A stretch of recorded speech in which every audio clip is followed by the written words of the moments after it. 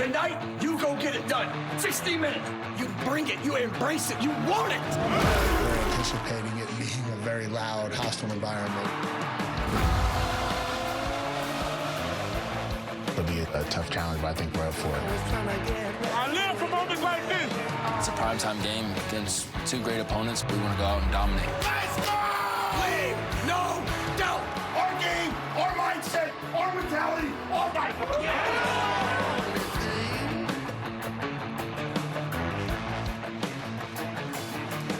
Doak after dark can really be special, and around here the energy is building as the Florida State Seminoles are chasing big goals this season.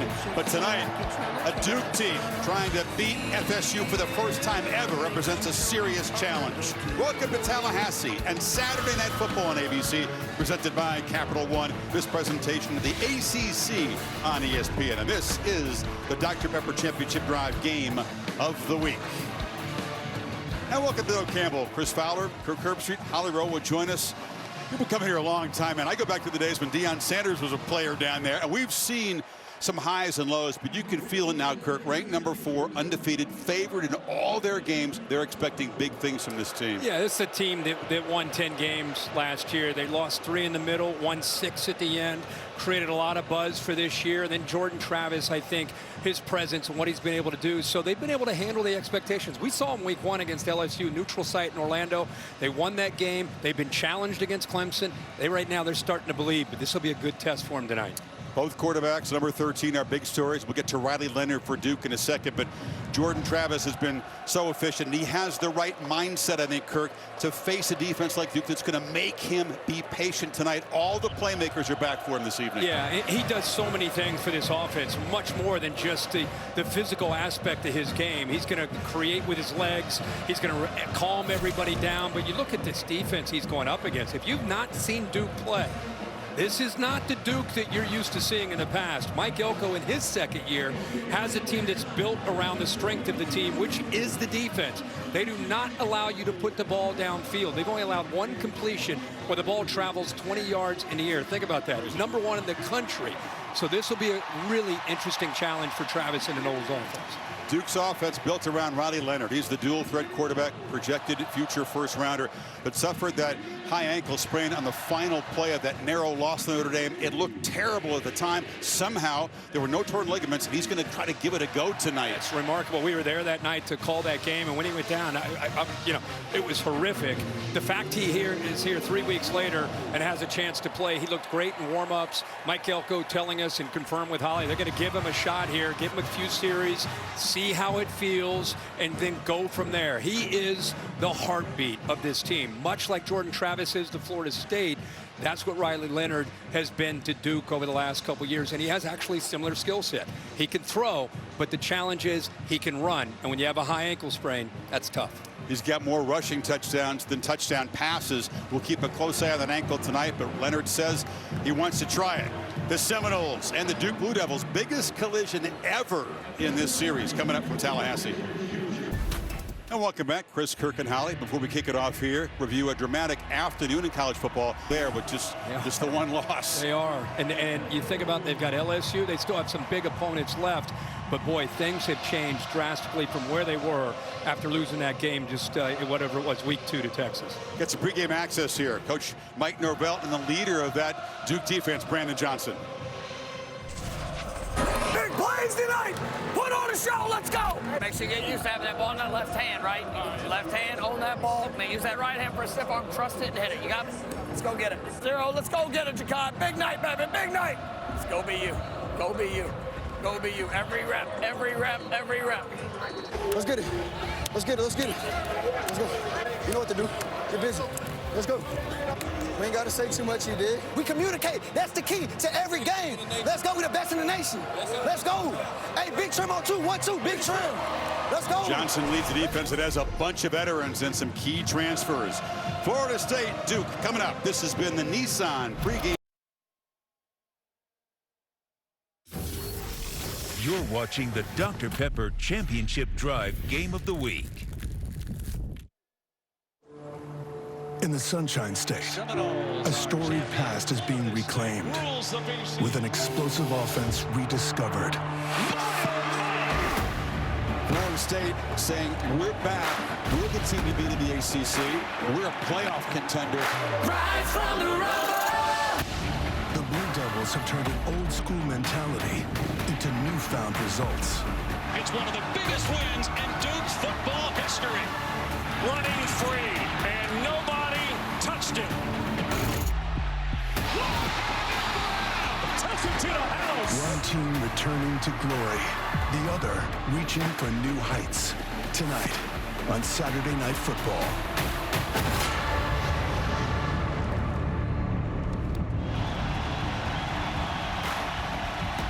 Really a juiced-up setting here at Doak Campbell Stadium for Duke and Florida State. FSC was celebrating Seminole Heritage Week, looking at the traditions and the history of the Seminole tribe, the namesake, of course, of the school. One of the most famous moments in sports has been Chief Osceola plants the spear. That honor tonight went to chairman of the Seminole tribe, Marcellus Osceola Jr., the first time doing so. Down to Holly with Mike Norvell. Well, Coach Norvell, a big night game here. Tell me what your demeanor of your team has been leading up to this game in the locker room, coming out of the tunnel. They're excited. I mean, unbelievable energy. Nothing like college football here at Doak Campbell Stadium. Night game, prime time. This is what it's all about. Your quarterback, Travis, has played at a high level. What does he have to be mindful of tonight against this good Duke defense? He just needs to go play his game. Let the game come to him. Trust his eyes, trust his feet. He's a special player. I know he's going to do a great job. Thank you, Coach. Thank you so much. And here is the moment that Mike Norvell wanted to stop and watch.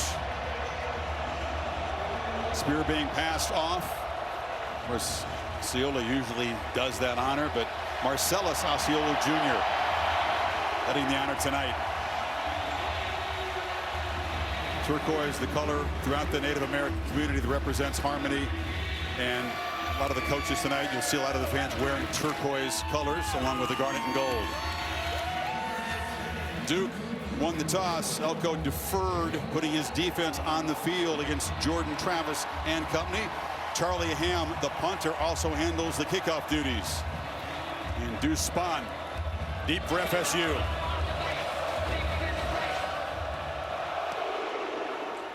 A low kick. And the Noles will begin at the 25-yard line. Jordan Travis, 1 season at Louisville, 5 seasons here now at Florida State. He continues to climb the charts and claim some school records. Well, if you're a fan of the two teams, you know this, and if you're just a fan that loves college football, this is the side of the ball that I think everybody's excited to watch. This is good against good. Florida State's offense in the ACC ranks #1 in most categories, and the Duke defense #1 in most categories. Let's see it. Jordan Travis against Mike Elko, and this defense should be a great matchup.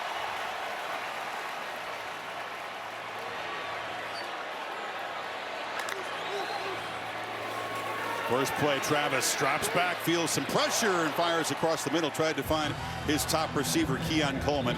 It's second down. Yeah, and just on that first play, there was a little bit of pressure there on the right side. Here's our impact players. Of course, Keon Coleman, to transfer from Michigan State's made a big splash this year. Jaheim Bell from South Carolina has a chance tonight. Watch out for Trey Freeman. He's going to have to spy tonight when Jordan Travis tries to run. And up front, they've got a great defensive line. On second down, Lawrence Toafili gets around the right corner and barrels for a first down out near the 38. Toafili and Trey Benson, a great 1-2 punch at tailback. Yeah, and a nice counter play here that took a little bit of time to develop, but he got behind his left guard, and Bell, the tight end, picked up some big yards there. Toafili, a guy who can house it and very dangerous outside the tackles. Now Travis delivers a high throw to Jaheim Bell, the do-it-all tight end who figures to have a big role tonight against this defense. Yeah, that opened up nicely. Safety came down, he recognized it, made the perfect read, and he threw it where only his receiver, in this case the tight end, can make a catch on it. You see Stenson coming over there, the safety, because he threw it on a line. If Bell holds on to that, he had a time to get down to protect himself. So great read, just not able to execute there with the throw and the catch. Interesting to see, Kirk, how Duke chooses to try to defend Bell. Tight ends hurt them, you recall, in the Notre Dame game. Travis on the move, flips it short. That's Bell. And he is going to be brought down a yard short of the marker. Well, you and I had him last year when he was in South Carolina going up against Tennessee and Columbia, and he played every position. It felt like that night. He was a tight end, he was a receiver, he was a running back, and here he lines up in the backfield. He's one of the more versatile players that Florida State has on this offense.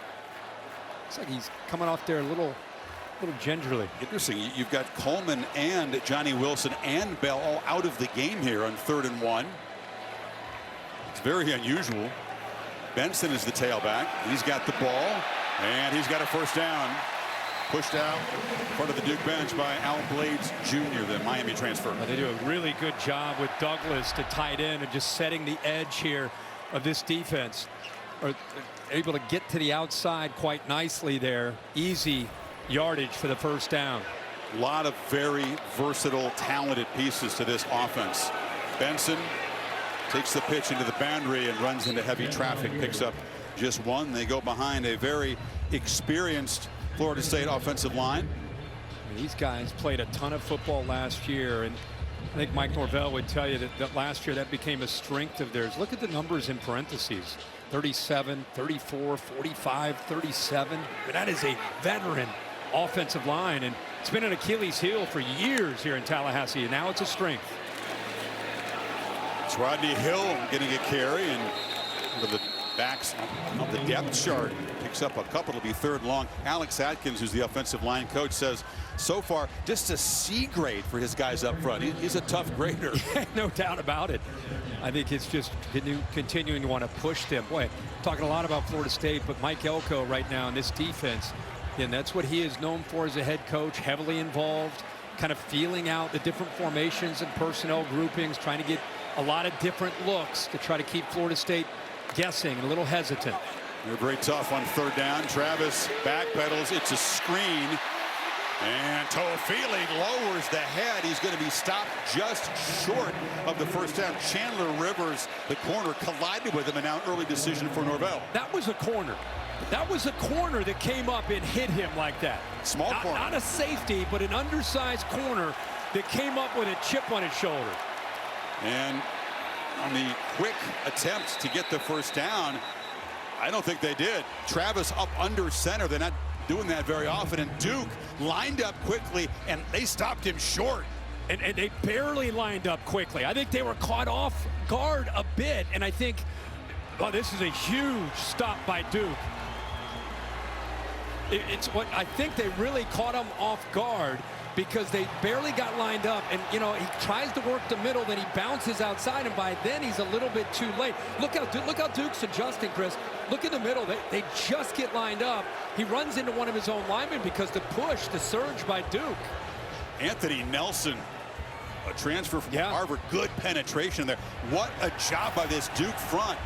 Not easy to get lined up and organized, and I think the tempo may have hurt Florida State more than Duke. And I think, as you said, Nelson getting that push, that initial surge did not work out. And I think by the time Travis realized that there was nobody outside of the left tackle towards the tight end, that it was a bit too late. So here goes Riley Leonard. All eyes on that right ankle. Jordan Waters is an excellent tailback. They'll try to get the running game going tonight. It's not easy to do against the Noles, but look at Waters with a forward lean of 8 yards. Well, the strength of this team, as much as Riley Leonard gets a lot of attention, and he should, to me, it's a balanced attack. Kevin Johns is a play caller, has an experienced offensive line in his own right, and has a stable of backs led by Waters, who just had the ball, number 7. 220 pounds. Physical runner.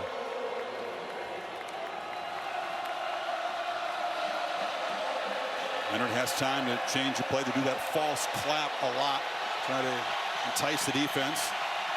Jalen Calhoun, his top receiver, comes in motion. Handed off inside. Waters breaks a tackle and gets a first down. Impact players here when the Blue Devils have the football.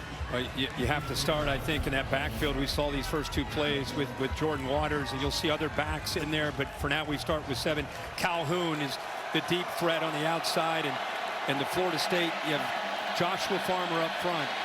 From the pocket, Leonard delivers a shot down the far sideline, trying to get Jeremiah Hasley, the tight end, Ventrell Cypress was in coverage. You know, if you're trying to defend Duke right now, you'd always normally have to worry about the threat of Leonard creating or quarterback run. And with that ankle, that part of the offense goes away. Not that you ignore it, but it's not nearly the threat it would normally be. You got to load up on that run game, and you got to load up on the quick pass game because they want that ball out quickly with that ankle. We'll see if they do call runs. We'll see if Leonard feels like taking off and scrambling. It'll be a cue of how that ankle is feeling. There's a throw underneath, and Calhoun fighting for first down yardage. They'll move the sticks at the 43 of Florida State. Kalen DeLoach on the stop. Yeah, so they're tightening up their coverage, but in this case, they don't. And so what you have here is you got to make tackles right there. DeLoach, who's a very good player, but he allows Calhoun to fight through that arm tackle. And, you know, if the ball's going to get out quickly, yards after the catch become big. 3 receivers bunched off to the left.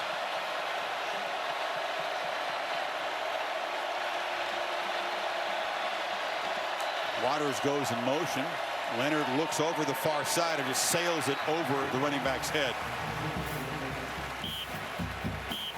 This Duke offensive line, pass protection at a premium tonight with the quarterback not 100%, only allowed 5 sacks. Actually, these starting 5, only 3 sacks allowed, although Notre Dame was able to get some pressure on Leonard. Yeah, 62, the left tackle, is an outstanding player. 63, Monk, a stud. The concern would be Elliott, the transfer from Harvard, at times can get overwhelmed against physicality. They've got some big ones in there, 44, Farmer, and 55, Fisk. Jaquez Moore in the backfield now on 2nd and 10. He's got the football, tries to bounce it to the edge, gets around the corner. Cypress couldn't corral him. Down the sidelines, running toward the pylon. Touchdown, Duke! 42-yard strike. The defense comes up huge on 4th down. The offense draws first blood. Well, let's make sure he got in. What a great run. We said you'd see a few different backs. A good effort to try to bring him down. But how about him stretch to get to the end zone by Moore? But this started way, way back. Here's the progressive pylon cam. Right foot stays in. Right arm keeps him elevated. And it looks like he was able to get across to the end zone. Long way to go, Kirk, but you realize that Duke has not had a lead over Florida State at any point since 2001. Going back 12 games, it's the first time Duke has been on top on the scoreboard. And Mike Norvell knew it was a quality opponent. Another look at the end of the play. In, and right there, the ball seems to land on the goal line before any part of his body touched outside. The rest of the pylon can give us confirmation. There's the ball breaking the plane right there. Tom Considine, the replay official for this ACC crew tonight. Jeff Flanagan is the referee. And there's a stoppage before the PAT to just triple check this. Again, touchdown on the field ruled. Not the finest moments for Cypress there. No, it was a really bad angle right here and a really poor effort back here to not hustle and try to make a play. They gave up on the play on the backside. But this effort right here, he collapses inside, which allows him to bounce it and get to the outside. What you can't see is the backside, the lack of effort from the secondary of Florida State. All of a sudden, they're hustling here to try to make a play, but they were jogging for 15 yards. What do you make of that first series of the game? Well, I think it's a terrible way to start for a team that's 4th in the nation to have the backside defense not hustle. And that's what they pride themselves on. Adam Fuller is a defensive coordinator. When he sees that, that's going to really frustrate him. It's one thing to have the poor angle by Cypress on the play side, but on the backside, Ronaldo Green and others just not using great effort. And that's how you get a long run like that. Todd Polino in for the PAT. Leonard throws 3 passes in that first drive, completes 1, and the ground game takes over. Waters a nice run, and then Moore, Jaquez Moore, the backup tailback, his 3rd rushing touchdown of the season. Here is a murmur in the crowd at Doak Campbell. The home favorites by 2 touchdowns, down a touchdown early going.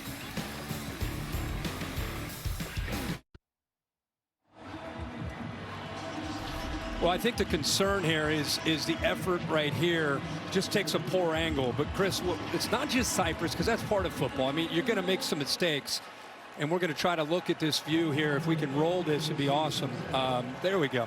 So watch the corner right here take a bad angle, but the concern is the backside, the lack of effort on the backside. Watch this effort. Watch this effort. Now you're going to turn it on in the last 15 yards. That'll drive a defensive coordinator crazy, and it's not a great way to start the game. Rodney Hill brings it out and comes close to busting it.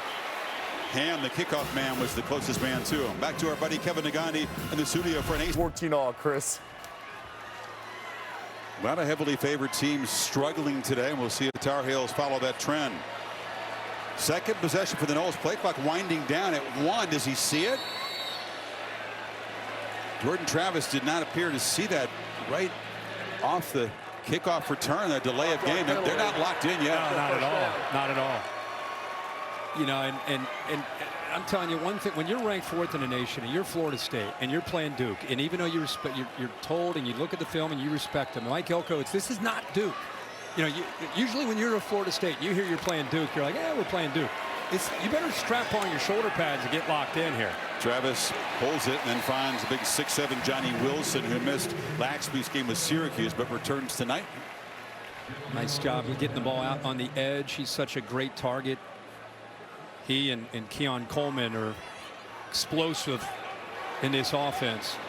Got 10 yards back, so 2nd and 5.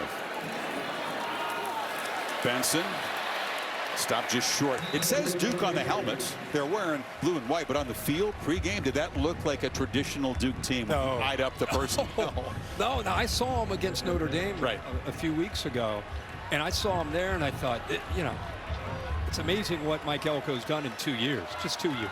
You look at that group of running backs they have, the way they look, they could have flipped uniforms very easily and been in the Florida State locker room. These guys look the part in every way. Travis keeps it, rolls out, needs a yard, and flips it. And the catch is made by Kyle Morlock, the tight end. How patient was the quarterback? He was running out of time and room, but moves the sticks. Well, this is a concern with a mobile quarterback, is it puts the defensive backs in a really tough bind, because is the quarterback going to take off and run, or what are you going to do? How are you going to handle it? You try to take him away, you lose focus on who you're defending in coverage. 20-yard pickup. Duke fans wondering, did Morlock step out of bounds and then come back in? It was very close. You can't do that. Yeah, he didn't get pushed out of bounds either. Running on the field, the runner did not step out of bounds. Previous plays under further review. The last look didn't give us the early enough vantage point, but I think he was out. He stepped out of bounds. Mike Elko, I don't know if it was on his sideline. He definitely saw it. Yeah, he's out of bounds. Big time. That'll take away that first down catch.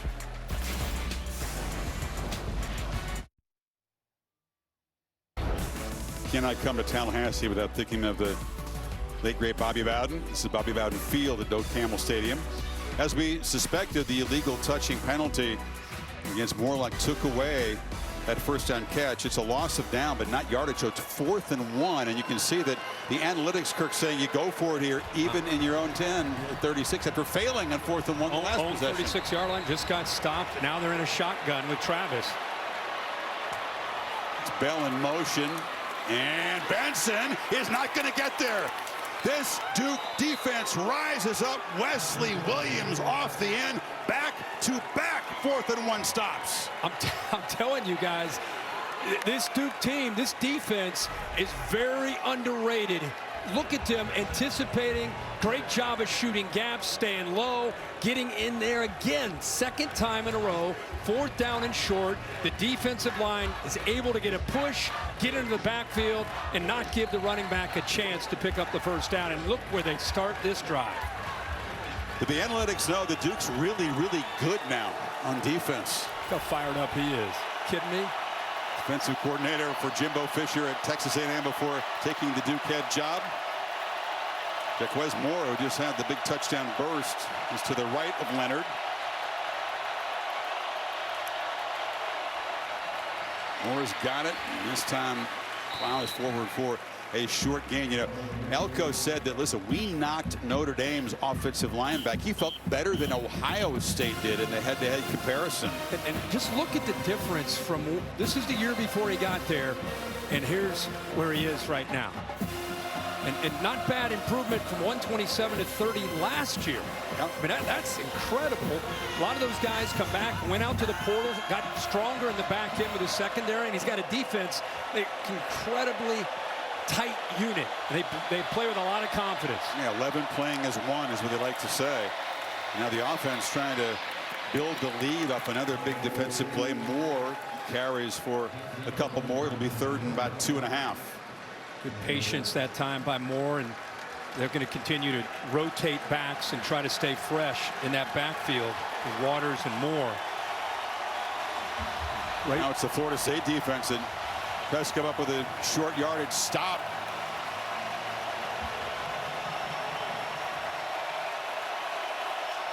They're in field goal range for Polino, but he's been a little bit unreliable so far this season, something to keep in mind. I think Elko's thinking 2 plays to get the 3 yards, though. Leonard backpedals, pressured, and delivers, and it's incomplete. Tried to get it to Samir Hagans. They heated up the pocket. He had to backpedal quickly on that tender ankle. And brought Brown and Bethune right here, and brought the safety late. And I think he sensed that with that ankle. He's unsettled, falling back. Still made an accurate enough throw that time to Hagans to pick up a catch and a 1st down. Polino has the leg to get it there from 45 yards. He kicked one of 52 last week, but he's 6 of 10. Been inconsistent. This to build the lead to 10. And rock solid there. Polino drives it right through. Duke's defense sets up the offense in great position. They come away with 3, 10 zip midway first. More driven. Next Saturday in primetime on ABC, Colorado and Coach Prime go on the road. They've had a bye week to recover from the Stanford double OT loss. UCLA, by the way, plays later tonight against the Cardinal, trying to bounce back from the Rose Bowl in primetime a week from now. Hill from the goal line, and good coverage. Blue Devils flying down. They hit him about the 13. He falls down at the 15. Ollie. Playing quarterback at a place like Florida State has a lot of pressure, a lot of anxiety, and Jordan Travis was feeling that before the season started. And his mom said, you know, why don't you start writing in a diary, get those thoughts out. And he shared an excerpt with me. Be poised, be a leader, don't try to do too much. Continue being yourself and say, I love you to the people that have your back no matter what, and thank you for everything, God.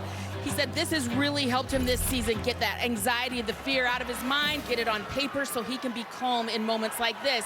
Try to be poised when he's got to get his team settled down here tonight.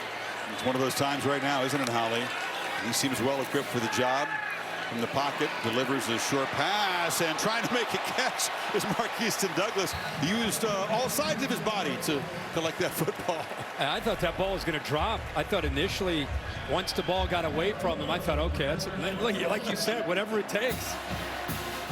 Not only to catch that, secure it, but then to run with it and get a 1st down. They really have 3 quality tight ends here at Florida State. Good for a 1st down. Play fake on 1st down, and he finds big tall Johnny Wilson, and 4 Blue Devils wrestle him down, but another 1st down across the 35. Yeah, I'd love to see that. I've heard about his diary. That was a great excerpt there from Holly, giving us an example. And I think as you're listening to those words, you think that's him. That's who he's been to this team, and that's the reason. And they faced adversity in Death Valley, faced adversity in week 1 against LSU, and his calming presence is a big reason they were able to get out of both of those games with wins. And as you guys said, here's the next chapter in that next test right now, down 10. A great energy about him. He is, after all, 23 years old. This is Isaiah Holmes, transfer from Penn State. It takes a pitch, and it's a short 1st down gain. Mike Norvell, as you said, he talked up this team. He didn't talk about the series history against Duke. He said, look at the tape, and he trusted his guys would be ready, but down 10 zip, It's the largest deficit ever for the Noles against Duke. Again, a 21-zip head-to-head. Only one game in the history decided by single digits. Travis on second down, a long throw for a fairly short gain. Deflected over there by Bell. It'll be third down. Yeah, right now Duke's doing a really good job of the threat of the shots downfield. Remember, we said that they've only allowed one pass all year, where the ball is thrown 20 yards or longer, #1 in the nation. And they're taking away that vertical threat to Johnny Wilson or Keon Coleman right now, forcing Jordan Travis to be more patient and have to check down. Empty backfield on 3rd and 3 slant, and Norvell will avoid another one of those 4th down decisions as Douglas gets the first down. I was wondering if they didn't get the 3, is he going to go for it again? No way, no way. And how about Douglas, by the way? He's almost like a tackle. He's 6'4", 285. And the guy that he's going up against here is Jalen Stenson. He's 5'8", 177. And by the way, Stenson, typical safety who's undersized. He'll take on anybody, so he's not backing down from that. 2 catches for Douglas, who only had 4 coming in. It was about, you're like gnats trying to grab onto him and get down. This is a physical game at the line of scrimmage.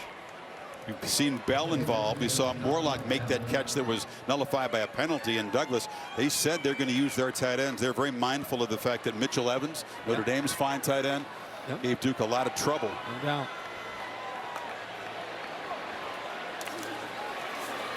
Jordan Travis lost the football. It's still rolling around. Very, very lucky to avoid the turnover as Maurice Smith, the center, fell on the football. That's a zone read miscommunication. You know, the quarterback reads one thing and the running back reads another. 40 comes down. He wants to pull it out. Little miscommunication. It's a really good job by the defense here of just trying to give him a different look. Create any kind of hesitation or doubt. So they dodge the turnover, but that messed up play creates a 3rd and 11. Duke rushes 4. Travis backpedals and delivers a low throw. Caught for a first down. Wilson going down low. Big man right on the turf. Picks up 12, and they move the stick. And he ran his route to about 14 and came back to about 13 and 12.5 or 13. Came back to the football, but because of the depth of the route, took it another yard or 2, came back to the ball and had the yardage he needed for the first. Good awareness there by the big receiver. Tactical tempo used by the Noles after moving the sticks. Play fake. Travis has all kinds of time. Launches over the head, trying to get the ball to Keon Coleman. He's missed him a couple times, and that was close to a pick. Yeah, he did a good job of waiting. That's a long, deep crosser, and he does a good job of letting Johnny Wilson go deep. And when Johnny Wilson goes deep, the defense goes with him. It opens up the deep crosser, and he just misses a wide open throw. That's why he was so animated there and frustrated with himself. Had great time. Offensive line did their job. He just overthrew him. It's this defense. When you miss a receiver by that much, it usually is an interception. Benson, a 2nd and 10 run. Patiently picks his way and then barrels forward down near the 20 to the flag down near the line of scrimmage, though. This one's going to come back. Holding. Offense. Number 71. 10-yard penalty. 2nd down. Dimitri Emmanuel, the right guard, negates a 15-yard gain. He climbed up to the backer and just wrapped him up right here. Eventually you'll see it. Just grabs onto him, pulls him down. That's Ryan Smith, who's a backup defensive end who's made an impact when he's checked in. Duke rotating a lot of bodies tonight, trying to stay fresh. They have depth they've never had before on defense. So 2nd and 20. Keziah Holmes is the back. Travis took a peek out of the backfield, delivers over the middle, and the catch is made. And Morlock breaks a tackle. Big tight end barrels for a first down. Those guys are going to be busy tonight, those tight ends. By the way, look at this pocket, and look how Jordan Travis, who's known to create, he sits there and waits. You know, he fell out of it, but he put enough on that ball where he kept his focus downfield, even though that pocket started to collapse a bit, really showing his growth as a quarterback can make plays from that pocket. Jeremiah Lewis, the safety, was in coverage. But Morlock He's good at finding space. The snap wasn't very good. So Ofili comes around the end and will fight for a few yards. That was very nearly a snap misadventure. I got to go back to Holly's report again about the diary and what you're seeing as far as facing adversity. You're down 10. You fumble on the zone read. You miss a wide open wide receiver.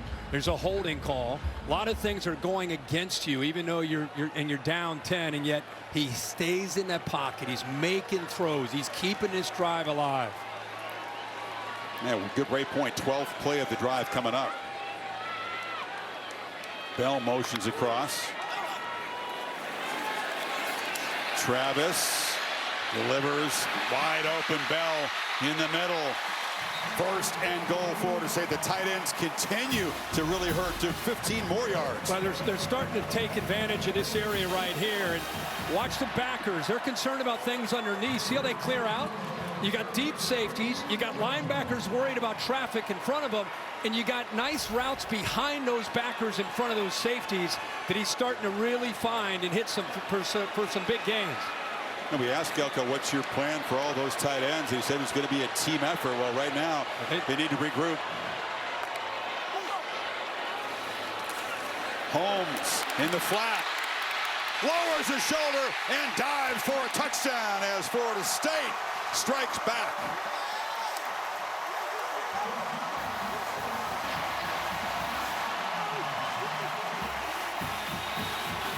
What a drive, Kurt. All that adversity. Took him 13 plays, about 6.5 minutes, but they took it 85 yards. Yeah, and what I love about this is they finish this drive off, but the receivers, they get all the acclaim. They get all the recognition. Johnny Wilson and Keon Coleman. I love to see receivers block, and I love to see corners tackle. And this, we talked about being critical of Florida State's hustle on defense on that touchdown Duke had. Well, now let's celebrate some hustle and some effort right here. So when you get the ball out to your running back out here, watch the perimeter, especially the two on the outside. That's 14 and 4. These guys want to catch balls. They don't want to block. Look at that effort. They're burying defenders. You leave one guy there, and the back's got to beat him. If you're a great back in the ACC, you're going to win that battle. But really impressed with Johnny Wilson and Keon Coleman, and unselfish, going down and getting physical as blockers down in the red zone. For Holmes, it's the first career receiving touchdown. And I think Holly's report about Travis's diary, your point about what went on in that drive, all kind of coming together. A lot of quarterbacks would have gotten frustrated, even though it's early in this game with all that stuff going on. He continues his streak, 19 straight with at least a touchdown pass. That was an important score for the Noles early on. Yeah, absolutely. And Duke was doing everything right with the upset formula of getting some stops on fourth downs. Look at his facial expressions. They really never change. Whether he's up 10, he's down 10, he's just that guy. You know, there are guys that kind of have ice in their veins, and Jordan Travis is definitely one of those guys.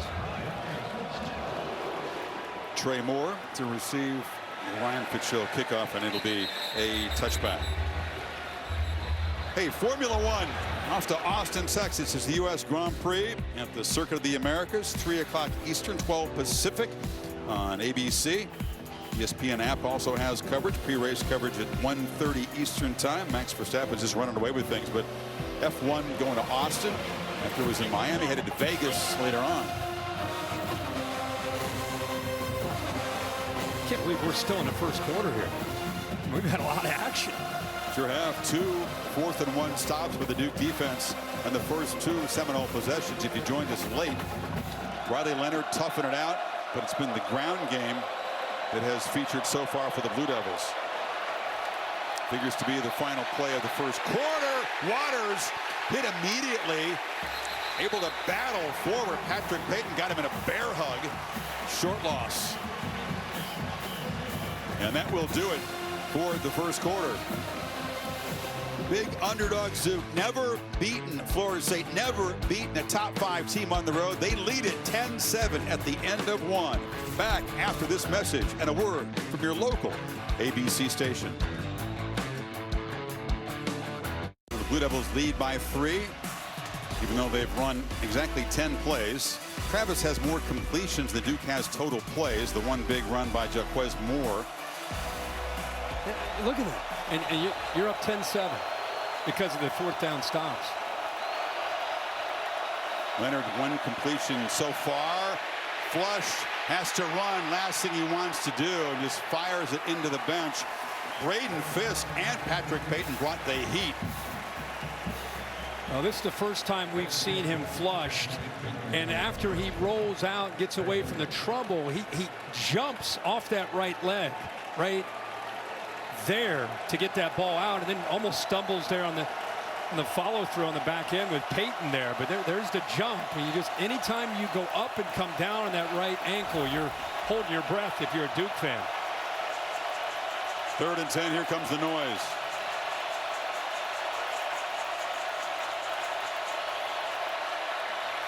Leonard has time, steps up, steps into the throw, but throws it over the head of Jalen Calhoun.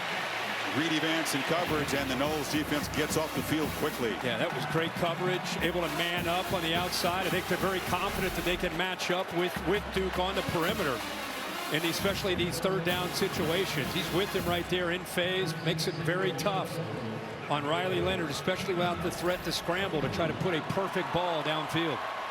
Porter Wilson's a good punter, got a great average, but you don't want to outkick your coverage when Keon Coleman is back there returning punts. The star receiver loves playing special teams. Never did it until this year, and he can house it. High snap. Wilson gets it away. It's a heck of a kick. Coleman backpedals to the 15, gets around the corner, makes a cut, and a flag comes out as he's stopped short. A 60-yard punt by Wilson. Probably felt a burst of adrenaline, Kirk. He had to go up high to get the snap. He got up to be able to, I thought that was on its way, maybe going over his head. Man, just good job to secure it. And then he hit a bomb. Yeah. During the return, illegal block in the back. Receiving team number 3. Penalty will be half a distance to the goal. Receiving team keeps the ball. 1st down. You talk about flipping the field. And line of scrimmage is at 25. And after that push in the back, right there, right in front of him. Kevin Knowles guilty of the penalty, and the Knowles will be backed up with this next possession. Down 3.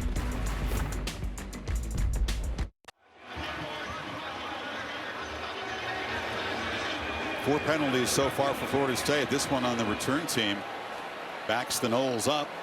Travis and company down 3 now. Begin from their 8-yard line.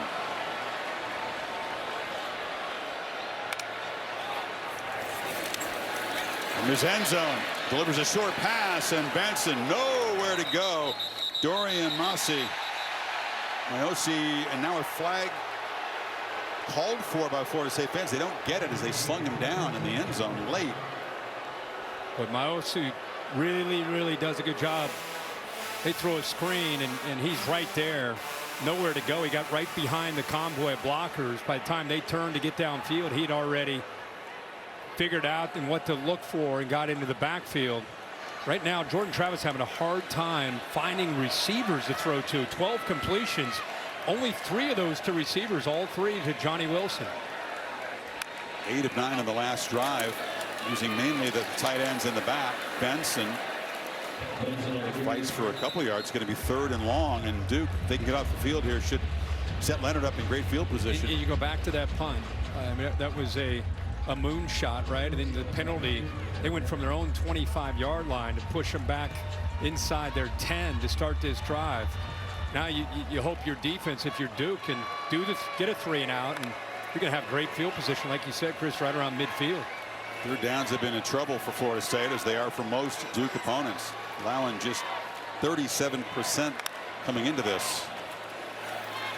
From the end zone, Travis has time, patiently steps up, delivers in traffic on the carry. It's intercepted by Chandler Rivers, who takes it for a touchdown. Duke's defense strikes again. And that was a force which Travis said he cannot do against this group. Well, he's been getting spoiled with the tight ends, and he tried to go one more time to Sporlock right here. Watch this route. And watch the defense do a good job of taking this away.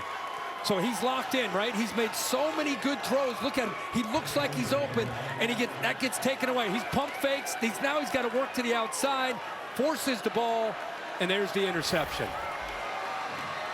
Just the 2nd of the season for Travis. And that is what Duke kind of baits you into doing. Jalen Stinson, the safety, got there to knock the ball into the air.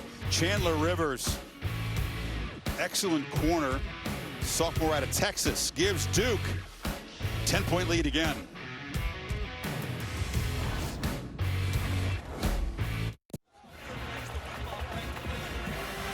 A team effort by Duke to create the carom, and then Chandler Rivers collects the pick and takes it to the house from 13 out. We talked about this being a strength. Here's a 4th and 1 early in this game. Florida State first time to the ball, stopped, denied. Again, Duke's defense, another 4th and 1. This is from Florida State's own 36. They stop him again. That leads to points. Now watch 12. These tight ends have been hurting him, takes it away, forces the ball to the outside, tip ball in the air, picked off by Rivers. So you add the 2 4th down stops, a pick 6, and that's how you pull off an upset against a top 5 team on the road. They're doing everything they can on that side of the football, especially with an ailing quarterback and Riley Leonard. Spahn from the 1. Duke's coverage has been strong so far tonight, but he breaks free. Deuce Spahn in a foot race. They'll never catch him. And the Noles special teams strike back quickly. 99 yards.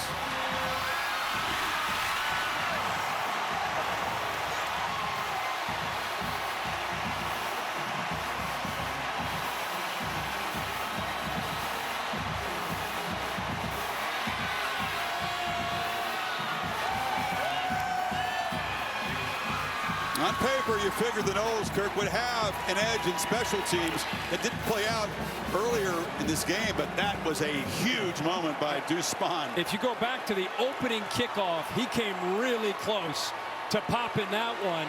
And what's crazy is a couple of his own blockers went down. I mean, he's got great speed. He's always a threat. But you're thinking, you know, you got to have some great blocks. When you watch this wall that's in front of him, this wedge, look, a couple of those guys, they hit each other, they go down, and then it's just he hit a crease and see you later. Big, long, striding 6'4" dude out of St. Petersburg. That's how special teams work, you know, and sometimes a guy falls down and a guy gets out of his lane and you find a crease, and Jordan Travis says, we'll take that. And well, the recipe's been working perfectly until that. They'll go just show and discuss. His defense is playing tremendous. And the special teams give up a score. Deuce Spahn, just his second or third kick return. He only had 1 this season coming in, a couple tonight. We keep talking about Florida State. We said, all right, Coach, what are the strengths of this team? And he kept talking about grit. And I was like, you know, everybody tries to talk about they have grit, right? But he kept saying grit, togetherness, fight. We don't give up. Man, here's another example, I think, of the LSU game. I think of going to Clemson and being down and it looking like they're out of it. They found a way to win. Now tonight, all this hype about being in the top 4, playing Duke. You're down 10. They score another touchdown on a pick 6, and all you do is get a kickoff return. They're just like a boxer on the ropes. That's a great point. Sunday NFL countdown for the Dolphins take on the Eagles. Look at the bond between Tua and Jalen Hurts. Back's Bama teammates, of course. And then the game on Monday night. The Vikings against the 49ers, 8 o'clock Eastern time. Peyton and Eli on ESPN2. Joe and Troy on ESPN, or ABC, I should say. Well, Niners off a tough loss in Cleveland last week. You got to see how healthy they are. They got a couple backs, McCaffrey and Deebo Samuel both got dinged up, so that'll be a big one. So here comes the 12th offensive play. That's it for Duke. They've managed to create 17 points on 12 offensive plays, and there's more busting outside, and the ground game has been really effective so far. 15 more yards. We talked about this offensive line. Watch the left side here. If you're Florida State, you've got to set the edge to the defense. You can't let this ball bounce. There's got to be a linebacker that's coming around. There's got to be a safety coming down, a corner. Leonard, first down throw, launching downfield, and he threw it over the head. He was in tight coverage. Moore was covered by Renardo Green, 8 versus 8, second down. These matchups are going to be big because it's one-on-one. You know, who can win? And that's the top corner, Renardo Green, who has the great ability in man-to-man coverage. But I told you, Kurt, Leonard's going to go 1 for his first 7. And yet Duke's going to have the lead here early second quarter. And he's not obviously a run threat, right? Yeah. Hadn't run the football. He's seeing this. Safety cheating down. They may get out of it. Here comes that blitz. Play clock at 2. And he jumped. False start. Left side, left tackle. First penalty of the night. False start. Offense. That's the hard part of the operation on the road in an environment like this. You know, you're about to snap the ball. Most of the cadence tonight's been a pretty quick snap count. Now you try to make a change. Offensive linemen, they're already kind of on the balls of their feet, ready to go and fire out. And then you make an audible, and those linemen are just anxious, right? Here comes the noise as loud as it's been tonight. 2nd and 15. 4-man rush. Leonard steps up and delivers across the middle, and the catch is made by Moore, and Jordan Moore has a first down in FSU territory. How about that? One of his own linemen gets in his way. Watch him change his arm angle. Watch him go around. That's incredible. He went around his own lineman with a sidearm strike. It's part of his skill set, right? Picked up 18 yards. He can use all the various arm angles that popular among modern quarterbacks. Oh, yeah. Yeah, but to throw it and then to throw your receiver open. Watch this. Right there, sidearm. Oh, I mean, maybe 2 or 3 inches from Bethune, the linebacker. Beautiful throw. So just the 2 completions. He's found his top 2 targets. Moore and Jalen Calhoun with 1 catch each so far. That was big with the crowd roaring off the penalty. Suddenly at midfield. This is Waters. Ooh, boom. Stood up by Tatum Bethune right near the line of scrimmage. Short gain. Well, he just accelerated as he came into contact there. That's what you love to see from an inside linebacker. And he says, not on my watch. That's a big collision. He's known as kind of that A-B back middle linebacker, a true old school guy because of hits like that. It's his 2nd year at Florida State, played at UCF before he transferred over. And him against Jordan Waters. Oh, that's what you pay to see hits like that. They were glad to have him back fully healthy. Missed a game a couple weeks ago. 3rd and 11. Under pressure, a flag is out, and the catch is made. And it's a first down if it stands to Calhoun, but that was right in the holding zone, Kirk. 62, left tackle, Barton on the hold.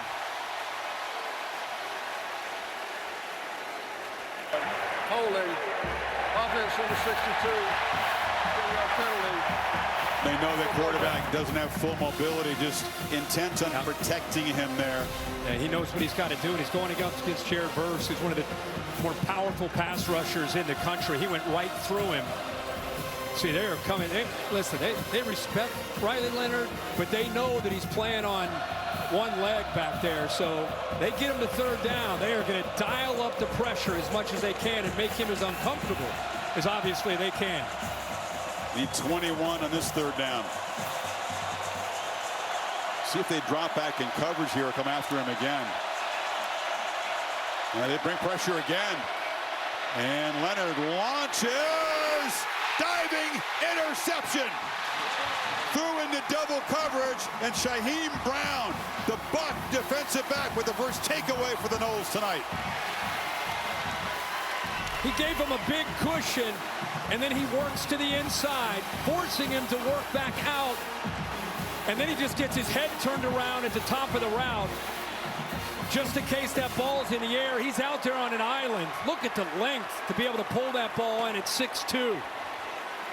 Great hands as well. Great hands. That's a tough ask from a safety to be off coverage. You work to the inside. You're trying to force him to go out. Did it textbook. Perfect. And then he saw the football in the air. I always talk about so many college defensive backs never locate the football, but because of that cushion, he was able to do it. Leonard, like Travis, throwing just his 2nd interception of the season tonight. 2-back look, flag down as Keziah Holmes gains a couple.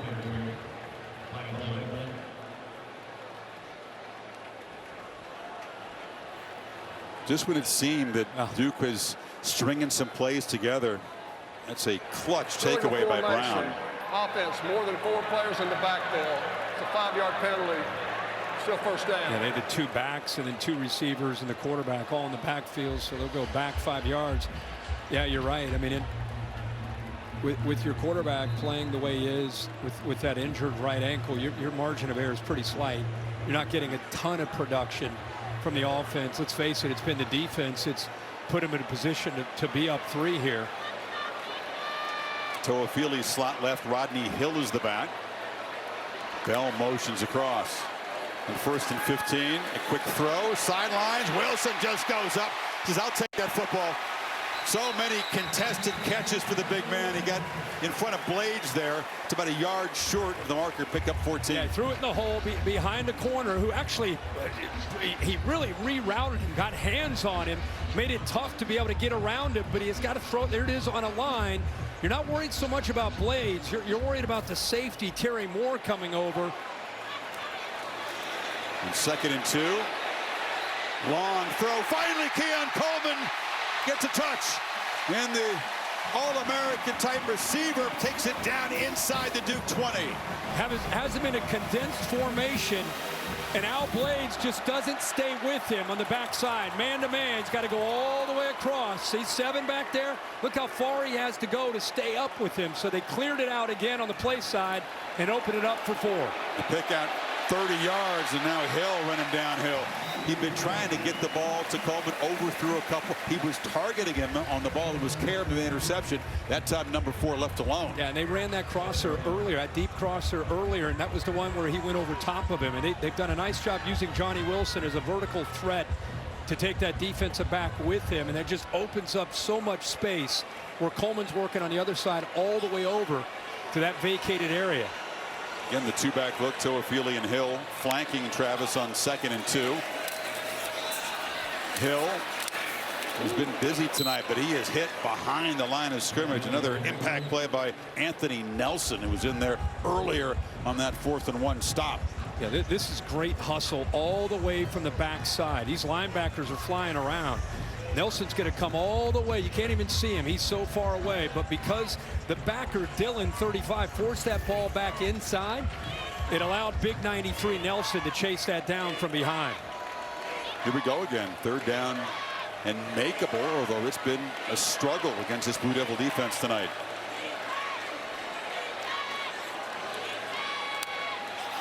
Three receivers bunch left. He's looking to the right. Instead, throws it up, and Wilson broken up. Defended by Al Blades Jr., and it's 4th down. You know, this is the matchup we all wanted to see. Everybody's been asking Mike Norvell about his advantage he had, and Mike Elko, what are you going to do against 6'7" Johnny Wilson? He said, you know what, our DBs have been working on it all week. Al Blades is ready for the matchup. Rivers on the other side gets his hands on it, but Blades in good position to knock that ball free. Ryan Fitzgerald perfect so far. Field goals and PATs from 32 yards, trying to make it 8 for 8 and tie up the football game. You saw the analytics there. It said maybe go for it on 4th and 4. No. Norvell says, I've seen enough of the analytics in this defense. I'll take the 3 and tie it up midway 2nd. Driven. Duke trying for their biggest ever road win. At this place, they'll shake it up early. Those 2 4th down stops, led by 10 twice. The Noles have battled back to tie it. Moore spins around and dropped at the 26. Here's tonight's Mark of a Fighter moment, brought to you by Modelo. Make sure you get used to having that ball in that left hand, right? Left hand, own that ball. Now use that right hand for a stiff arm, trust it and hit it. You got it? Let's go get it. How great is that? Coaching pregame. Get the ball in the left hand, use that right arm as a stiff arm. I mean, you talk about a coach that's seeing what potentially can happen to his return man spawn. That was in the pregame. We were able to have him mic'd up, and man, what are the odds of him telling his return man, you're going to get a shot to take one back, and he does it. Questions. Duke continues to unleash the running game today. It's more the big run earlier for a touchdown around the right end. Looked pretty easy. Yeah, they have to. They're going to have to continue to do this. And I'll tell you, it's 17-all. This is a 10-0 lead for Duke. If Florida State has the momentum, crowds back in the game. It's a very important end to this first half, these next 7 minutes for this Duke offense. Leonard trying to shake off the interception last possession. Picked up 6 on first down. And dropped a yard short of the marker. Braden Fisk dragging more down, 3rd and 1. Yeah, he got off his block there. I'll tell you, the blocks by Duke's offensive line, they're winning some one-on-one battles. They're sustaining blocks. Having the most success, though, on the edge with Waters and Moore. But see what happens here on 3rd and short.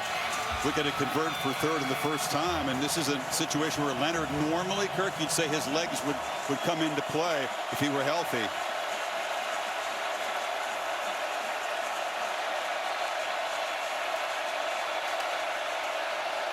Instead, they hand it off, and plowing ahead is Moore for the first down to 40.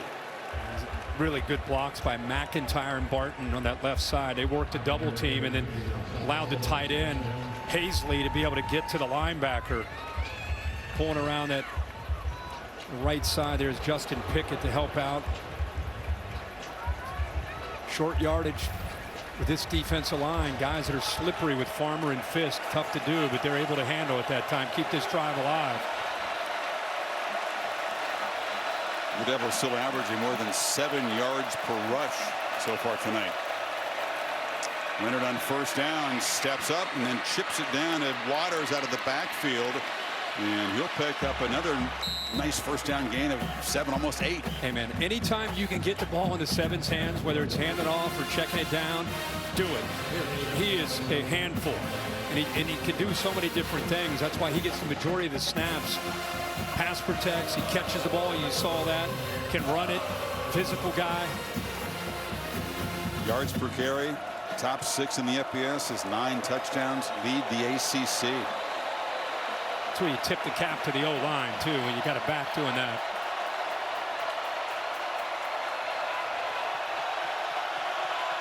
Leonard making adjustments. Play clock at 4. Turns and hands off again. Boom, Waters physical at the point of attack there. It's a first down in FSU territory. He collided with Omar Graham Jr. Watch Jacob Monk, the center, 63. He's going to get around, take that linebacker out there, Deloach. And with the offense and the way it's executing right now, it's just little blocks like that. Good kick out block by Barton. You're just looking for little creases. You're taking 3, you're taking 5, you're taking 2. And eventually you go to a 1st and 10 play action. Those safeties start coming down. Those backers start climbing down. You look for a nice play action pass on an early down.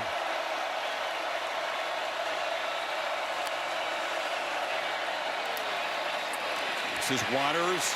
Breaks a tackle. Jordan Waters, as a flag comes out, is tackled after a 10-yard gain by Verse, but that's back in the holding zone. It's in the tackling zone. 71 on the offense. You're going to love this one, Chris. I mean, I'm all about trying to get away with one, but McIntyre here, he's pulling around from the left side. I'm not even going to call Billy. I'm not going to call this a hold. That's a tackle. That's a tackle, right? Right on the money. That's a tackle. I like your call, too. That's a tackling zone. You know, Kevin Johns is calling the plays for Duke. He worked with Norvell at Memphis. He also worked with Adam Fuller, his opposing coordinator, tonight there. And he's having to navigate around a quarterback that is not at full strength. He can't really use him as a runner. Nice job so far mixing things up. He's doing such a good job. I mean, that's such a weapon to sprinkle in, the way Stanford used to do it with Andrew Luck. Just once in a while, remind them that he's a threat as a runner. That's eliminated. Challenge here in 1st and 20. 4-man rush doesn't get near him. It's incomplete. Arriving to knock the ball free from Haggins was Cypress. You know, let's go back to Kevin Johns, because big thing that he emphasized with this injury, and if Leonard was going to play or if he had to play the backup, was critical we stay on schedule. And we talked about the importance of these last 7 minutes. In these first 2 first downs, it was 2nd and 6 and 3rd and 2. That's where they want to live. And they were doing great. And then the holding call puts them way behind schedule. See Kevin Johns calling plays from the sideline. That's not that common. He's standing behind two dudes in those colored vests who are signaling in the plays. Leonard has to scramble, and on that ankle just grits his teeth. Look at this run. Riley Leonard, we just said he really wasn't a threat to run. He got out there for 14. Well, I think what he sees, this is where his experience comes into play, and he just can't help his instincts. You get blitzes right here. He sees that if I can get outside of that, it's picked up nicely by the back. I can get outside of that. They're man coverage. I got room to run. That's the part that surprised me. Cutting back behind Verse, going back into the inside. I thought he might just tiptoe out of bounds. That's that competitive spirit you can't take away from a guy with a hurt ankle. Absolutely. He told the coaches he wanted to go. Trust me, I can do it. Holding up so far. 3rd and 6. Moore bursts through a big hole.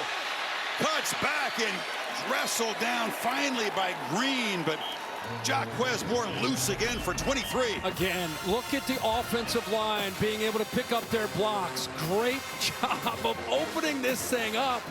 You talk about a hat on a hat, so we can talk about these backs, and they're gifted. Moore and Waters, the combination of the two.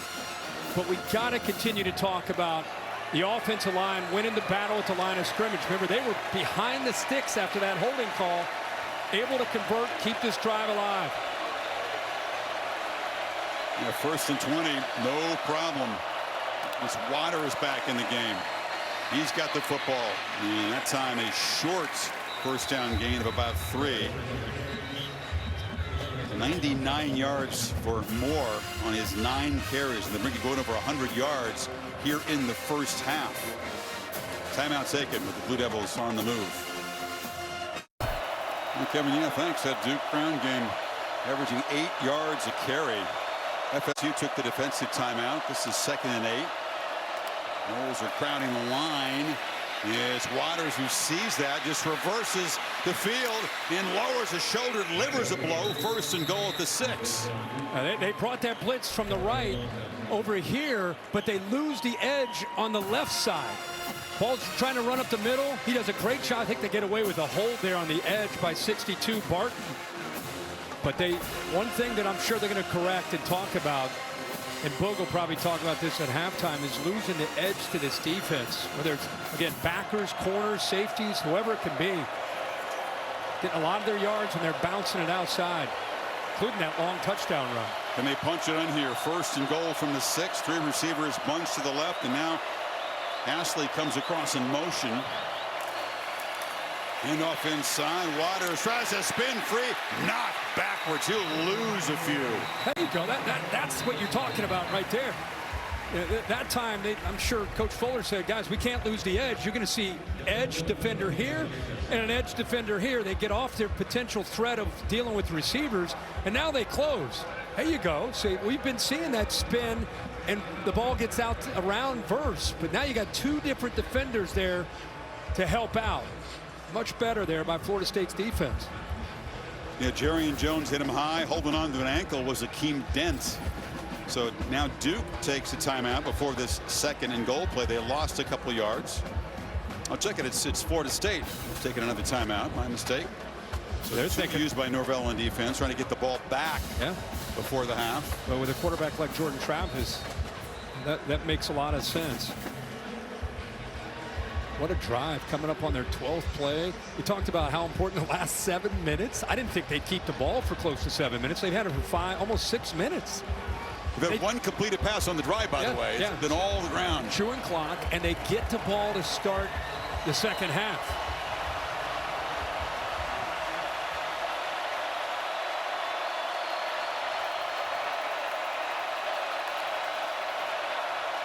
They gave it a little hard count, tried to get a tip on what they're doing. Florida State showed a little bit of pressure, and there they're coming. Play fake. Leonard hit as he throws. Ball up in the air. Jump ball incomplete. Tried to get it to Jordan Moore. There is a flag down. Joshua Farmer. Heavy pressure. And Leonard, it's not his leg. It's kind of his midsection he was holding on to after that shot. Yeah, they're going to get another Duke hold here. The right tackle, Hornibrook, 73. That's who it looked like to me. Joshua Farmer. Offense number 73. The 10-yard penalty, second down. Is a 311-pound pass rush dude. He brings a whole package against an offensive lineman. Speed, power. Yeah, and he had the right call. He anticipated, saw the blitz, was able to get out right there. He wanted to throw it, but Florida State took that away, and that is what allowed Farmer and the rest of the Florida State defense to get there. So he made the right check, but Florida State took away that quick throw with tight coverage on the outside. So now it's 2nd and goal, back at the 19. Blue Devils going backwards. Moore runs right into traffic, and the Knowles defense that's sort of seen enough of this Duke ground game. Deloach with the stop. Timeout is taken again by Florida State. They'll spend another one here, and it'll be 3rd and goal. Well, from the 17. I think if you're Mike Elko, and the way this first half has gone, it's a tight booth. All right, Blackie, come on. Here we go. We did a change in the line of scrimmage here. You missed a little comedy. We're kicking Blackie out of here. But no, if you're Mike Elko and you're Duke and you put it together a drive like this, you're obviously thinking about, let's be smart. Let's run the football. I think Florida State's out of timeouts. Yeah. Let's run the football. Let's work that clock down. Let's not be crazy. You take 3 points and get the ball to start the second half. So you don't want to give Jordan Travis too much time and a chance to get points themselves. So. No doubt, but they had a 1st and goal. Well, 6. I know. But I'm just saying, once they start going I get it. At this point. Oh, no, I'm not questioning the strategy. I just think that the Knowles defense came up with a couple of big stops. So they did. And now we'll see if Leonard takes a shot at the end zone, if they're content to try the field goal and take the lead.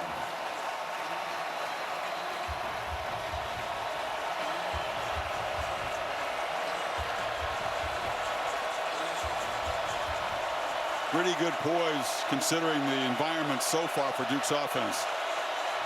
It's loud now, and they'll just hand it off, and Waters gets very little, and that's playing for 3. Yeah, good job by Florida State. They set the edge of their defense. They got pressure on that quick throw where he made the right check, but they were able to get on him, had the holding call, pushed him back.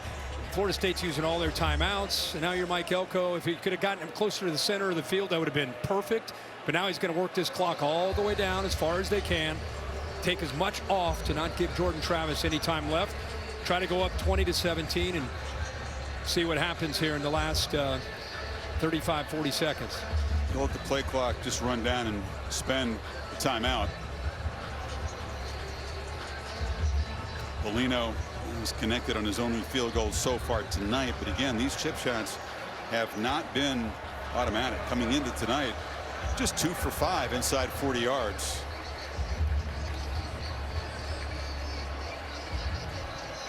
Duke did chew up 6.5 minutes on that 58-yard drive. Kind of steadying themselves after the Knowles made that big push to get the 17 apiece. Yep. This from 33 to reclaim the lead.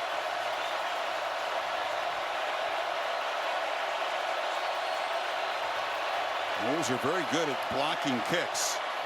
Lino gets this one up and over the wall, and it is a 20-17 Blue Devil lead. And again, I think we see coaches near the end of the half or into the game sometimes, the clock management, you could question a lot of decisions. I think here, with the way this first half has gone, the fact that they were able to drive the length of the field there and put take almost 7 minutes off the clock. Now you rely on a defense that's having a pretty good night, getting after Jordan Travis, and potentially a 3-point lead. And you get the ball to start the second half. That big scramble, that 14-yard run by Leonard, the first time he's gotten out and used the legs tonight. Very important piece after they were backed up on 1st and 20. I didn't think we'd see much of that at all. Either. I didn't know that was even going to be an option for him, but kid's a fighter. Elko seemed to indicate that some medication would be provided to his ankle, and also adrenaline, could be a pretty powerful painkiller. Yeah, and I think he's done a good job of not using it unless he's really had to. We saw the one scramble when he threw the ball, jumped up on his right ankle and came down on it, and then that big scramble for some positive yards. What I love is you got your steady hand. This kid was so desperate to play. begging his coaches to just let him, give me a chance. And he's putting them in the right play on the road. Without him, this would have been a tough ask. Kick just drilled through the end zone. Florida State student section jumping into the mix here. The Taco Bell Live Moss student section of the year contest continues. Download the Taco Bell app to learn more. So they have no timeouts. They spent them on defense to preserve the clock. 36 seconds to work with for Travis. Do they take a shot downfield? One of those star receivers in a contested play? I don't know if I take a shot downfield, but those deep crossers, you know, you got to get out of bounds. You got to get first downs to stop the clock. I don't think you're throwing it necessarily vertically, because Duke's going to try to take all of that away. But deep crossers and anything where you can get outside and get out of bounds. Travis under pressure, checks it down. Toafili, long way to go to get to the sidelines. He has to with no timeouts, and he's run out with 27 seconds to go. It's a first down. That's positive. And by the way, they only rushed 3, and they got in there and got pressure on him on the backside with R.J. Obin. But a good job of seeing it, feeling it, and then just checking. And how about the effort Toafili just to try to get some positive yards, like you said, get out of bounds. It didn't quite get the first. It's 2nd and 1. 3-man rush, 8 dropped in coverage. They throw a short pass again. Toafili intercepts and out at the 37. Maybe Duke should just rush 3 all night. I mean, that's the fastest pass rush we've seen. Back-to-back plays. Was R.J. Obin, that time Wesley Williams getting in a hurry. So you got 8 guys back there in coverage, 3 deep, 5 underneath. No need to take the ball downfield to give Fitzgerald a chance. Travis is using a lot of time and just flicks the ball sidearm down to 15 seconds. Yeah, it's hard to find anybody downfield. If you've noticed, every throw that he's attempted has been Toafili underneath, just flipping the ball to him, because those routes intermediate and deep, just too many white jerseys. Well outside the tackle box, so no grounding there. If they do complete a ball in the middle of the field, they'd have to hurry up to spike it to try to create another play.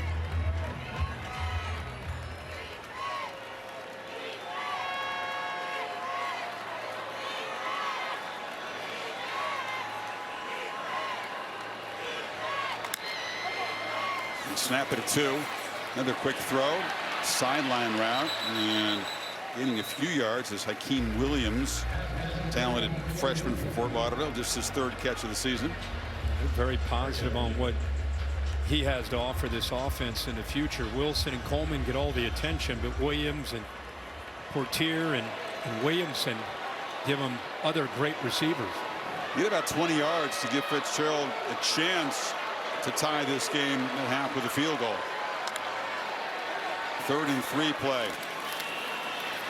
And Travis will be dragged down. No, he flips it to Toafili, who's going to be tackled in the field of play, and that will be it. Clock will wind down to end the first half. Duke just giving him nothing downfield at all. That's what they do, right? That's what they do. And again, Mike Elko could not be any more pleased with the pass rush of the 3. It was, again, Wesley Williams. I thought he may have brought him down. I don't know if they're going to look at that or not. I mean, the half's over either way. Elko's saying, wait a second. Are they going to say there's a second left? Is there a second left?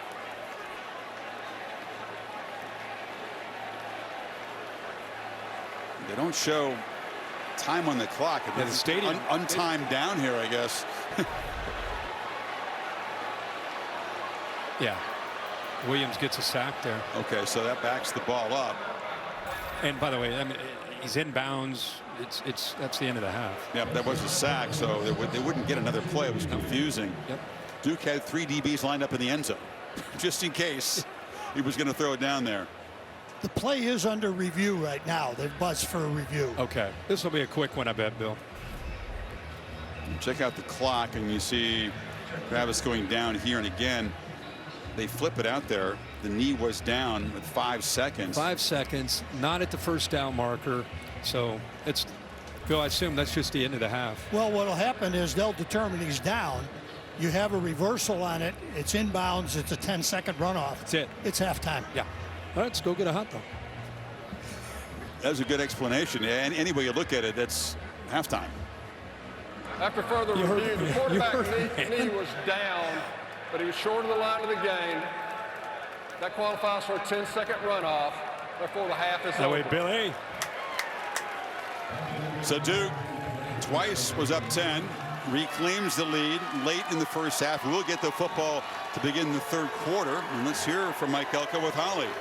Well, Coach Elko, how has the return of your quarterback, Riley Leonard, impacted this team in the first half? Yeah, it's good. He's our leader. Obviously, we're relying pretty heavy on the run game. We got to get the passing game going a little bit. I think he looks good. He looks healthy. He's moving around the way we want him to. Got to come out and have a big second half. Over and over, you talk about the grit that your team has. How have they shown that defensively to disrupt this Florida State offense? Yeah, I think we'll keep battling. You know, obviously, they're extremely explosive. They're very talented. I think we're fighting them all the way. It's going to be a huge 30 minutes. It's what we wanted. It's right where we want to be. Thanks, Coach. Thanks. So the Seminoles' 12-game winning streak and perfect record this season on the line here in the second half, 20-17. Blue Devils on the road lead it. The Capital One halftime report. Kevin Negandhi and the gang coming up right after these messages. Welcome to the Capital One halftime report.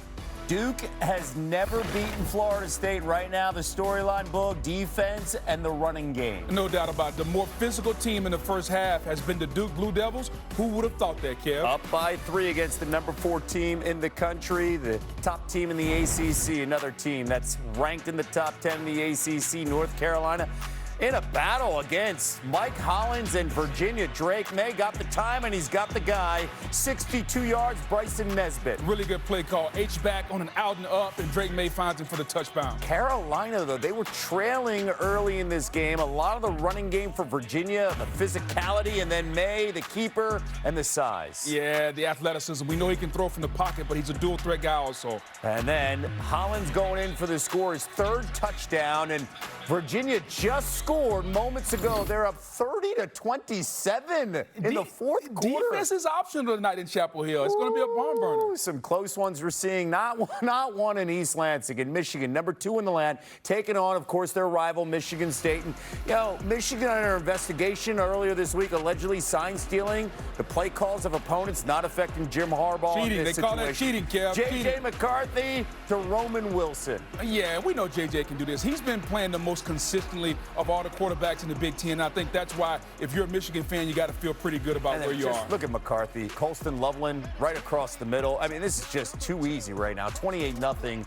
Michigan on the road. They've got Penn State on November 11th. And one of these moments, if not now, when for Penn State on the road at the shoe, and hey, their defense makes a play. Curtis Jacobs scoop and score 59 yards. Slow down, we got laundry. Yeah, really good play design there. They had a spy on the quarterback, and the spy came up, forced a sack fumble. They scooped it, they scored. But Kev, here's what you cannot do. You cannot hold the receiver, especially one like Marvin Harrison Jr. And this is a good call. He didn't have to hold him. Number 21 was sitting as a hold player, was going to help him if Harrison came inside. He held him, and guess what, Kev? Usually when you give a good team another opportunity, Ohio State took it. Maya Williams scored, touchdown, and the horseshoe is rocking. Yeah, and for Penn State, 10-3 is the score. It felt like 30-3 when you looked at Drew Aller and this offense because they struggled. I don't blame Drew Aller, though. I blame his coaches, namely the head coach. If you're going to recruit a 5-star quarterback to play quarterback in games like this, you got to let him play because guess what? On the other side, Ryan Day let Kyle McCord. Nice little mesh route there. Marvin Harrison Jr., and they are rocking the horseshoe. James Franklin, 1 of 16 on 3rd down that offense, and his struggles continue against top 10 teams. Meanwhile, Marvin Harrison, let's take a look at today's Capital One rewarding performance, recording his 12th game with 100 receiving yards. Last 2 games against the Nittany Lions. How about this? 21 catches, 11 coming today. Kev, you've heard it before. Big-time players make big-time plays in big-time games. Definition showed up today. Franklin, by the way, 1-9 all-time against Ohio State. Not good. Meanwhile, number 11, Alabama taking on cigar game. Number 17, Tennessee. Last year, it was the Volunteers smoking the cigars and feeling good. How about this start in Tuscaloosa? They were up at one point 20-7 at the half. Kev, what about that throw there? Nice little flat trajectory, drove it in there. And then Squirrel, Kev, it's not just a meat, it's a great receiver. Nah, we'll just go with the drag toe, and I like the catch. That's it. On the the other side, Alabama, a completely different team in the second half, outscoring Tennessee 27-0. The resiliency of this Alabama team, it hasn't always looked the way we're used to it looking, Kev, but they just come back and they fight, they play defense, they're physical, the scoop and score for a touchdown there. And you talk about it, it was 20-7, 27 unanswered by the Crimson Tide. First time they overcome, I should say, a 13-point deficit at home since 1998. Bama feeling good. Meanwhile, Caleb Williams, Taj Washington hosting Utah. The physicality, that would set up a score here. USC coming off that devastating loss to Notre Dame. No Cam Rising. Here's Bryson Barnes, the keeper. Yeah, we know that Utah's going to play defense. This is going to be a tough fourth-quarter game. Can Caleb Williams remember what color the Trojans wear this week? Tied up at 14 apiece. Utah has Oregon next weekend, and the Ducks coming off that loss to Washington. Bo Nix to Bucky Irving. Oregon looked like they were back on track against Washington State. And that's what you wanted to see. How would they bounce back? Bucky Irving said, we're back. He was outstanding all day, Kev. Balanced offense. They win by 14 more after this. This halftime report is... Welcome back to the Capital One Halftime Report. Hello, Kevin, back with you here. Number 6, Oklahoma hosting UCF. Former Knight Dylan Gabriel. This team was down, and then here comes Gabriel. We love the Drake. Drake stoops. Sooners score. 2-on-2 on the outside. Drake making miss, and they were rolling in Norman. Oklahoma had trouble running the football until the fourth quarter. Gavin Sawchuk. No doubt. Really smart play, though, here. They're up 1. He's looked to the sideline to see, hey, should I score? Should I not? They told him to score, and they were going to give UCF the ball back. 8-point game. John Rice Plumlee dealing with being sick all week, finding Javon Baker. Now, you got to go for 2. You're okay with that. You like the call, but you don't like one thing about it. No, Kev. Notice the guy they throw the football to. He's putting the ball in his right hand because he's about to throw it. I would have loved that play. If he's going to be a right-hander, run the play the other way so he can be throwing to his dominant hand. Sooners survive. They have the best chance to make the playoff according to the playoff predictor, ahead of Texas. And Texas, how about this? In a tight one, let's go to the 5-star running back, the true freshman, C.J. Baxter. It's the difference. Texas holds on to beat Houston 31-24. Ooh, here we go. Florida Rosedale Trophy. Iowa taking on Minnesota, and this is the difference. Cooper DeJean catching it at the 45.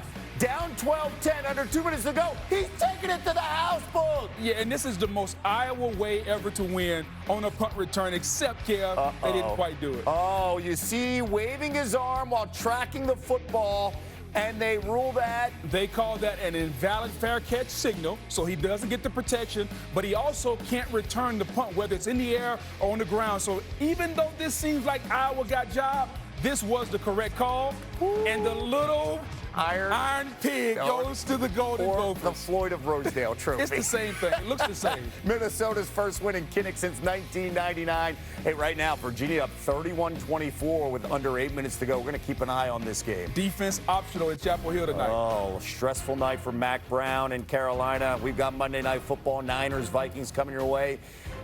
We also have the Manning Cast on ESPN, too. Check it out. Monday night, ESPN, ABC, Niners, Vikings, prime-time performers coming up next. This halftime report is presented by Capital One. What's in your wallet?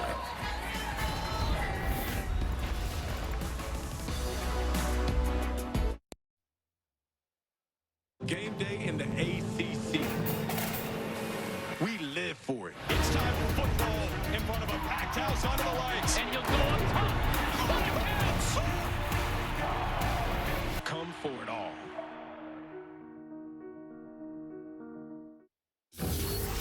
Welcome back to the Dr. Pepper Championship Drive Game of the Week. Set for the second half in Tallahassee. Saturday Night Football on ABC. Presented by Capital One, and this presentation of the ACC on ESPN. Dr. Pepper Championship Drive Game of the Week. Chris Fowler, Kirk Kirkstreet, Holly Rowe back with you. Duke leads by 3. They get the football first, trying to shake up the ACC race. Remember, they're 2-0 in the league. They would be in control of things if this score holds up. Yeah, crazy things happening right now in the ACC with Virginia and North Carolina in a big battle. But what a heck of a first half. I mean, really, if you would have told us that this game, not knowing if Riley Leonard's going to play, would start off like this, you'd say, wow, it's a shocker. Moore, the kick return, fights hard and battles out across the 30. Riley Leonard playing on a sore ankle, just 3 for 11, but this O-line's been opening up big holes. Yeah, they've been running the football, and the offensive line deserves a lot of credit. We've seen Jaquez Moore get out in space. See here, look at the blocks up front, tight ends involved. In that case, it was Hazley. We've seen Jordan Waters get his chances, but Moore has hit some big plays because he's been able to run downhill into that second and third level of this defense. And they've run inside. They bounced it out to the outside as well. See the outside yard success, averaging 10 yards a carry. Jaquez Moore, exactly that, 100 yards on his 10 carries. Jordan Waters, the leading back in this team, has been contained so far by the Noles. Some kind of adjustments Adam Fuller makes. I don't know how many times we talked about losing the edge. I'm sure it was a big part of the focus of the defense.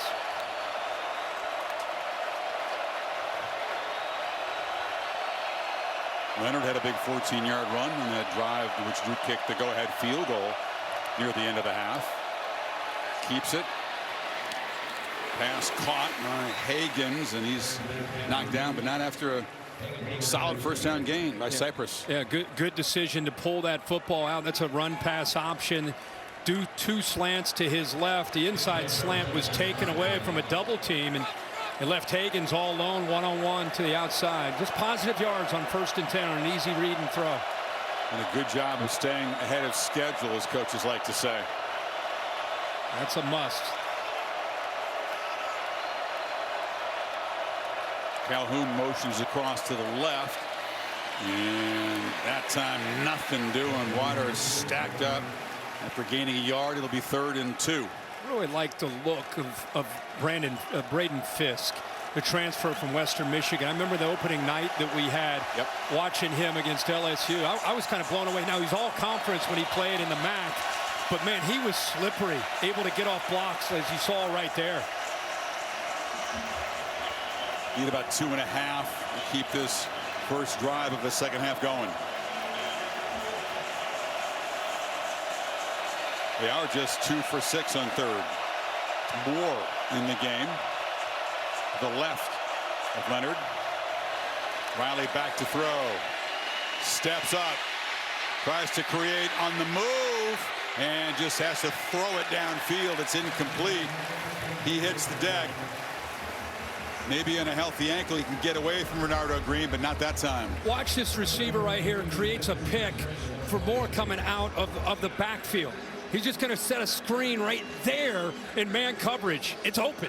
But because of the pressure, he's unable to throw that rail route down the right sideline. But the execution, Higgins setting that screen, worked out perfectly. Look at this, Kirk. 4th down and 2. Duke offense on the field. Play clock. Had plenty of time for Duke, and actually Florida State panic mode. To spend a timeout. That could be important later on in this game. Florida State just assumed, all right, we did it. Got him off the field. Special teams units up. And then Duke's offense stayed out there. He said, what are you doing over the ball? He wanted to run a play. Yeah, he wanted to he's asking the officials why you're standing over top of it. Bill, just if you could clarify that. He's asking, why are you standing over the ball? We wanted to snap the ball where they were over there on the sideline. Initially, when you had the situation, it could have been that they're bringing the punt team out. You don't bring the punt team out, you got substitution situation. So that's why they're giving the defense an opportunity to match up. But if you leave the offense on the field and don't bring the punt team on, then it's a conventional play. If there was no substitution. Here's what happened. Does anybody leave the field from Duke? I think that's why he's frustrated.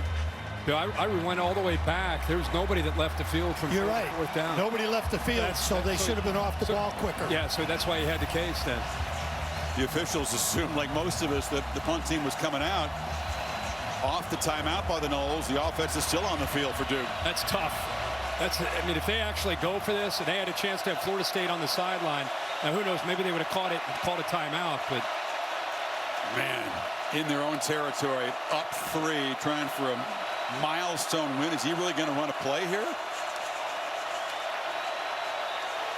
No. They were just trying to get the Seminoles to flinch. Play clock runs out. You know, some gamesmanship. They did get Norvell to spend the timeout. I tell you what, Kirk, I knew this is a new era of college football. You see risks that we haven't seen, but to go for it here, you need a full, it's almost 3 yards. I'm telling you, it's because of his reaction. I'm telling you right now, he was going for it. There's no question. What if he could trick him, you mean? Yeah, yeah, I guess trick him, but he didn't. He had his 11 guys on the field. No one ever left the field. And for him to be this upset tells you they were going for it. Florida State, he fooled them. He was going, and why they were standing over top of the ball, that's going to drive him crazy for a week. If I could add one other thing, if they would have gotten the snap off and didn't make it, they would have had a substitution penalty against the defense because they had more than 11 out there. There you go. Porter Wilson drives, Coleman back, no fair catch from the 6. Keon Coleman, he's a hold-your-breath type punt returner, dives forward for a short one, and the Noles will begin from the 13. Holly. Mike Norvell said it wasn't a perfect start, particularly not converting on those early 4th downs that they got big stops on and gave them momentum. But he said, I like how our team responded. We didn't panic, and we came back out, but they've got to do a better job on offense. He said Duke's defense is forcing us to the edges, making us play outside. We've got to get some stuff downhill, be able to run the football, but he does like the composure. Besides having their backs against the wall, they have played with some composure here behind. Yeah, the running game hasn't been that effective. Benson averaging 3 yards per carry on his 6 rushes so far. He's got it to begin the second half. Slips a tackle, slips another one. Nice run. Benson makes something of what appeared to be nothing. Got about 10. Yards after contact. Really good balance, has good quickness and vision, but it's 6'1", 225 pounds. He's as physical as he is anything, and 2 different Duke defenders had him near the line of scrimmage. He shook them both with that stiff arm. Running backs held in check, and Jordan Travis has not been able to create as a runner yet tonight. And flips it down. It's a short gain by Jaheim Bell. They targeted him a couple times early. Hasn't really been a weapon so far tonight, though. Yeah, he caught that just behind the line of scrimmage. That was close. I mean, he had offensive linemen way downfield. So you got to catch that ball behind the line of scrimmage. And look at the defense. Look at the lineman way downfield. He caught it right near the line of scrimmage, but not in front of it. Picked up 3. Benson again to the right. And strung out. He'll fight to get back near the line of scrimmage. Mausi got him, and it's going to be 3rd down and about 8. Mausi just textbook on that. Able to get downhill, get off the block, shed, and then make a nice tackle. Here's one of those situational plays that Mike was talking about with Holly. 3rd and 8. 3 of 8 in the first half on 3rd down.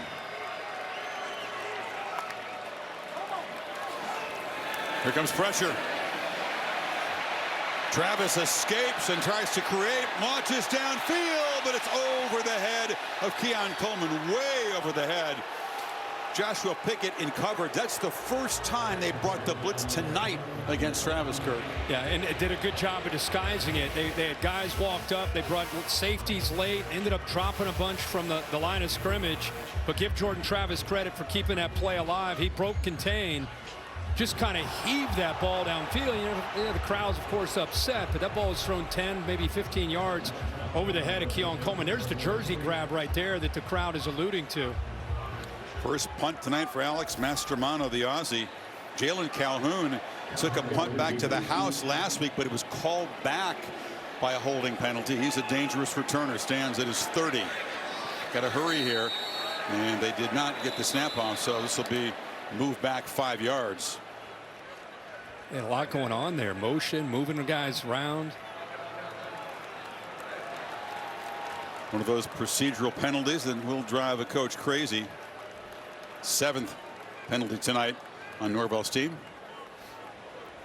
Just with all that movement pre-snap, the upbacks, no one had any awareness at all with the play clock.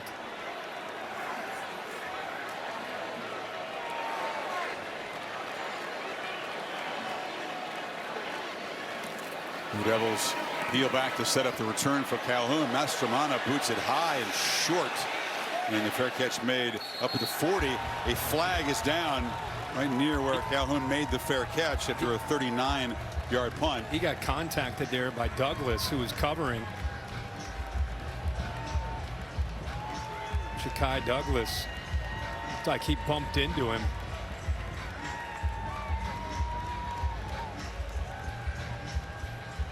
If that's the case, it'll be a second penalty in this one punt by Florida State, and Duke will have excellent field position. Here's There Jeff is no Flanagan. foul for kick catch interference. The defender was blocked into the receiver. First down. So Duke back to work from the 39, up 3 in Tallahassee.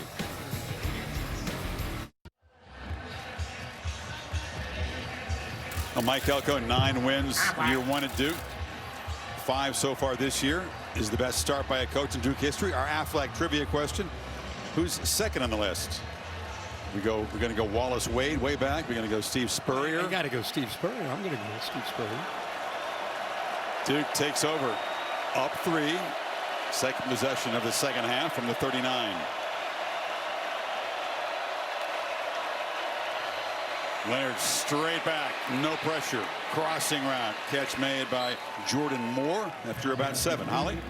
Just before Duke ran into the locker room at halftime, I overheard one of the athletic training staff talking to Riley Leonard, just kind of checking in. How are you feeling? Riley got a big smile on his face, shrugged his shoulders like he's feeling okay. You can see it out there. He's continued to move well, and even though he's not as mobile as he normally is, big smile on his face when he's on the sideline. He's happy to be back. Yeah, managing the pain, Holly, managing the game. Just 5 completions, had the 1 scramble, but his team's in front. And the steady poise, the flat line leadership has been important tonight.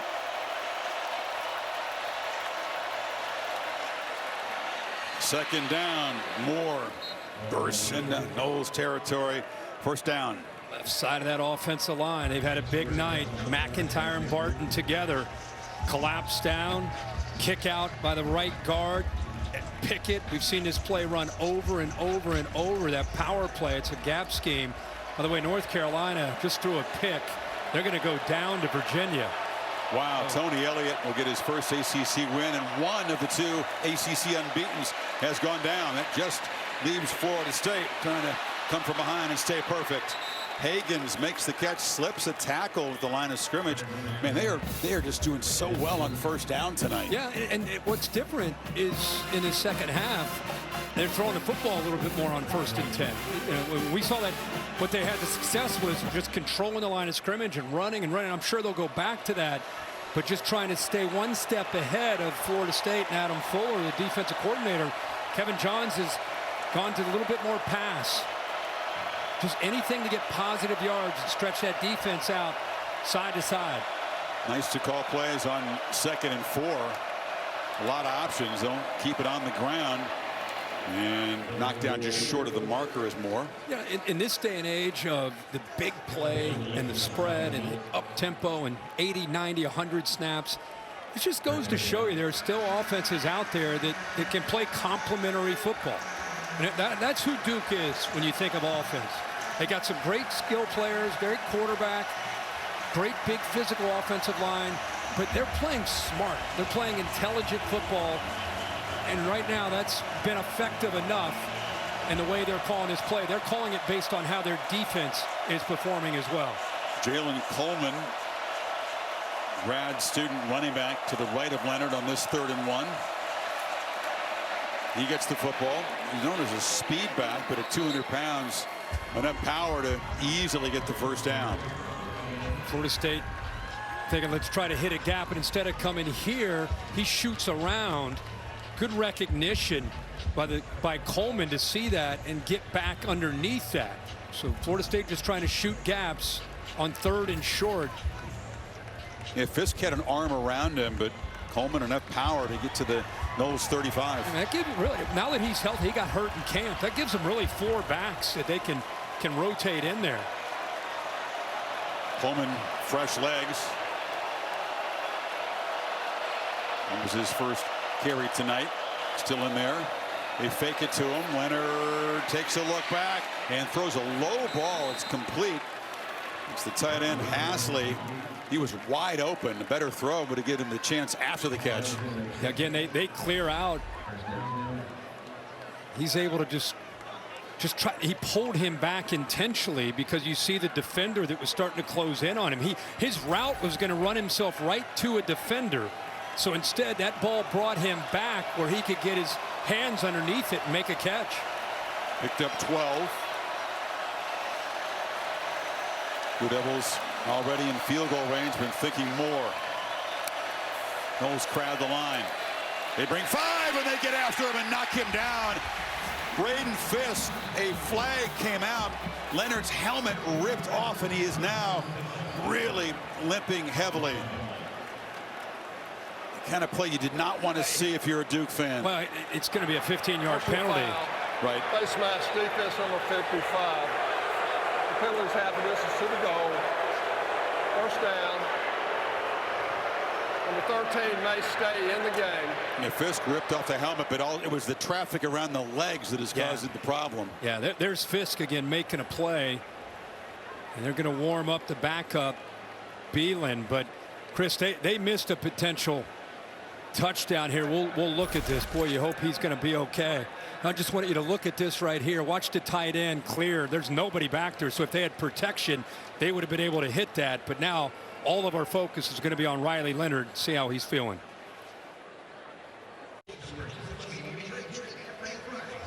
Leonard on his feet on his sidelines as Braden Fisk was closing into the pass rush, eventually ripping the helmet off. Watch the right leg. He had a plant right there. Yep. Pushing off of it. That's something, obviously, you can't practice that, right? You're not going to know what's your leg going to do when you get pressure like that, and then he goes down. At first, we were worried about the helmet getting ripped off. Then you see that, and he's been down. Before, though. Yeah, I have been. My senior year, my second week of the season, and you deal with it the rest of the year. He'll deal with it the rest of the year, and hopefully maybe see him come back tonight. But for now, there's Henry Beelan. He came in and started in last week's game.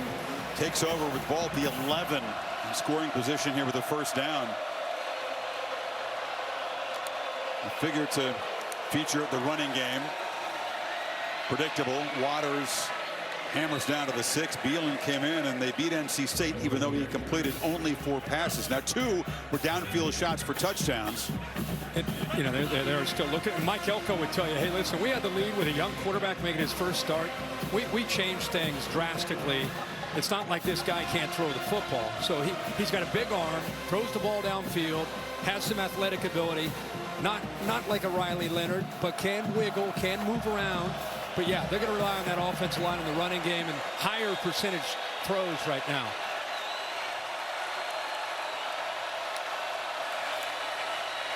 Waters again, and he's swarmed to the line of scrimmage. Jared Vance came around the corner there, and it's going to be 3rd down. So now let's go to the other side. You're Adam Fuller. All week you prepared for 2 quarterbacks. You know, you didn't know it was Riley Leonard. Well, we're going to prepare for Riley Leonard, but we're also going to have a plan if the young guy gets in there. So now you've changed gears. With 13 on the sideline, and you got a quarterback that hasn't played a whole lot. You are really going to try to confuse him. You're going to attack the running game. You're going to man up on the outside and make this quarterback beat you.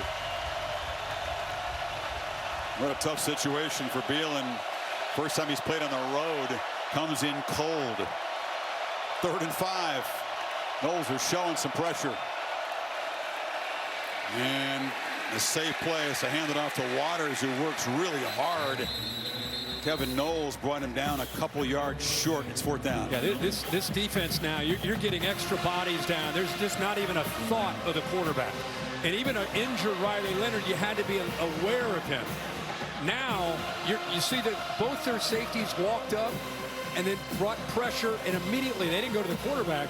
They came from the outside to the inside against that run game.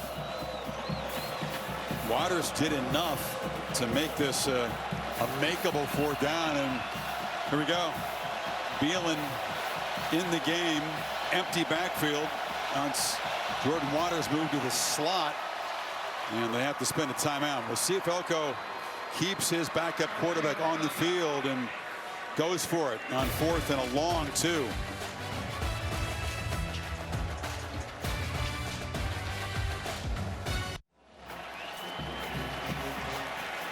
Henry Beelan coming off the bench for Leonard. Mike Elko is going to go for it. Analytics says go for it here. That's an ESPN analytics. Doesn't factor in things like the backup quarterback. I was going to say that's probably with 13 in the game, but this will be an interesting call. Beelan was just taking a few throws in the timeout. He comes in stone cold. Do they trust him to throw the ball? All kinds of shifting here. Waters now in the backfield. Creating a one-on-one matchup to the left. Beelan will look to throw. Pressure closing in, launches to the end zone, incomplete. He had Calhoun running free along the end line, but overled him as the rush was closing in, and the Noles get the stop. He went to their #1 receiver, and the offensive line does a pretty good job of giving him time. This is the beginning of it. He's waving his hands. All right, let's try to affect the communication. Let's see what Florida State's going to do. We're going to do a little bit more movement, move another receiver more inside, and we're going to go back, see it's man-to-man because the defender follows him. Now you're going to work all the way over from the backside. The line protects, a little bit more air, and that's maybe a touchdown. So he waited as long as he could, just didn't get quite enough air under that to give Calhoun a chance, who was running away and separating from that defender in man coverage. Yeah, Greedy Vance was a couple steps behind, but you saw Verse closing in. So the Noles get a stop, down 3. Travis has to run out of his own end zone. Breaks a tackle and shows strong determination to pick up about 7. How about Peebles? I don't know if he knew the snap count. I don't know if he was in the huddle. He just blew into that backfield, blew the play up, and heck of a job there by Travis, just getting some positive yards. They're at their 4-yard line. I think that's why Elko decided to go for that, the confidence he has in his own defense, putting Florida State way, way back deep in their own territory. Yeah, a lot of factors, Kirk, in not taking the 3. He does trust his group to keep the Noles from driving, 97 yards here. Benson, nothing wide, swarmed and dropped for a loss. Mausi again. Mausi, but look at our guy here. Watch this. He shot the gap last play. This time he's going to work outside. He's got great quickness for a big defensive tackle. 286 pounds. That's great movement back to the inside. And Mausi can clean it up. Back-to-back plays by 1-6 there in the middle. Aeneas Peebles is a backup. We talked a lot about Duke's depth. They have athletes. They can rotate in, keep guys fresh here deep in the ball game. 3rd and 5. Blue Devils crowding the line.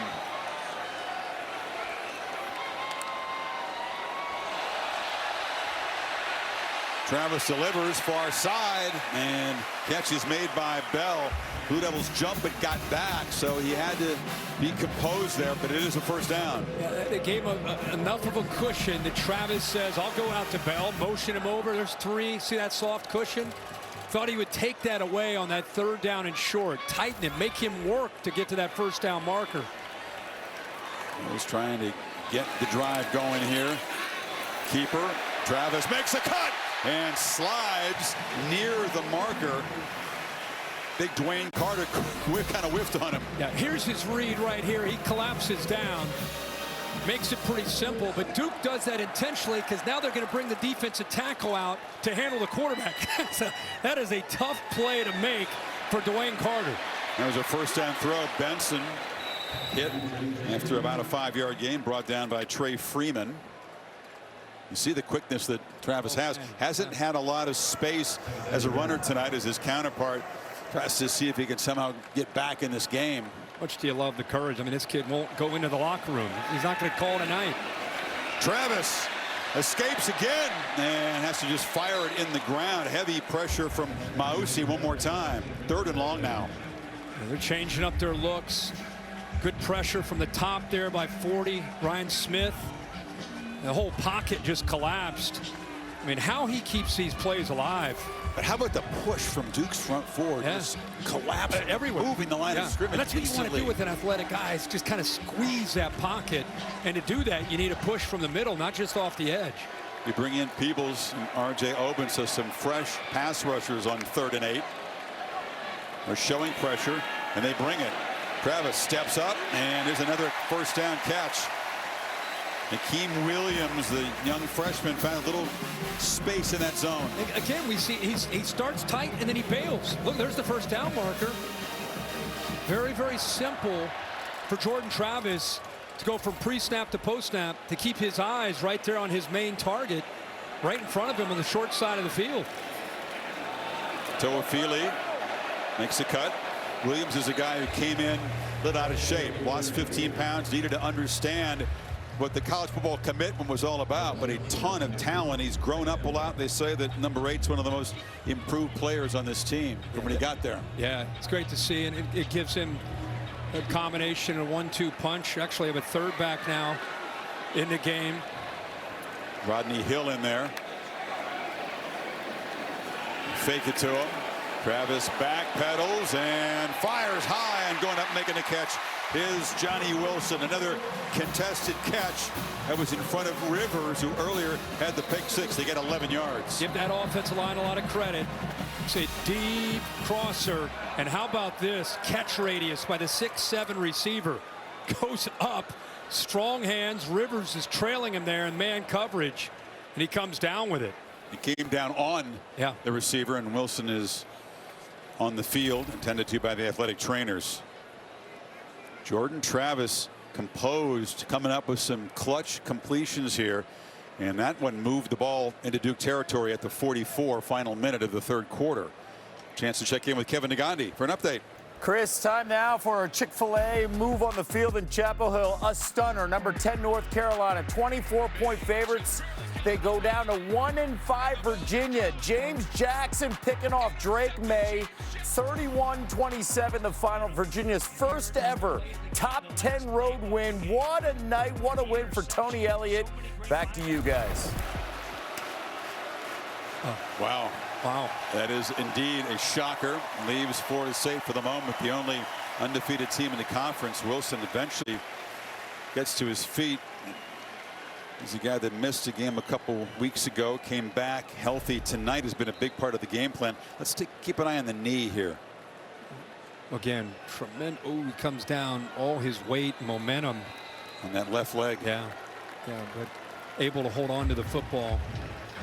But what a great matchup between these talented receivers of Wilson and Coleman, and even these tight ends against this secondary. Longest completion they've had a ball in the air today is 15 yards. Duke continues to just prevent downfield completions, allowing just one this year. Pop pass, Bell around the corner.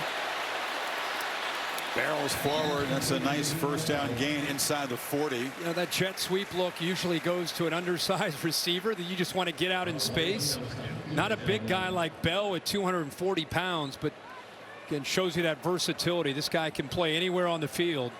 The defense, when we're talking to them this week with their defensive staff, they talked to us about, man, 6, as much as you want to talk about 14 and 4, we're really concerned about 6 and his versatility. Seconds ticking away here in the third quarter. They don't get the snap off.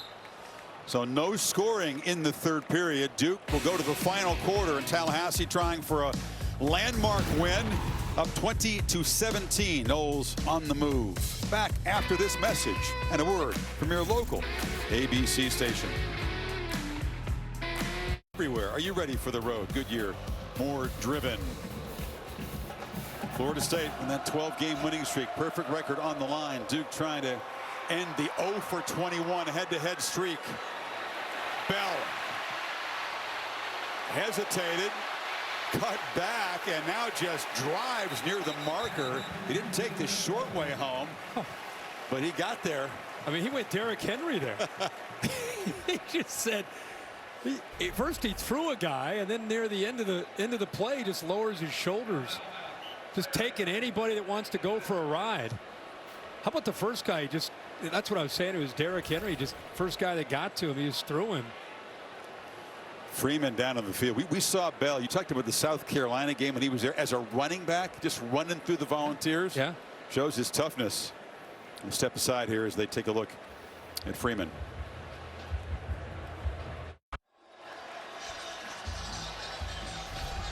Third and very short for the Noles. Here's that fourth down stop. They got Beelan with the incompletion. Big decision here by Mike Elko not to take the points, go up 6, go for it.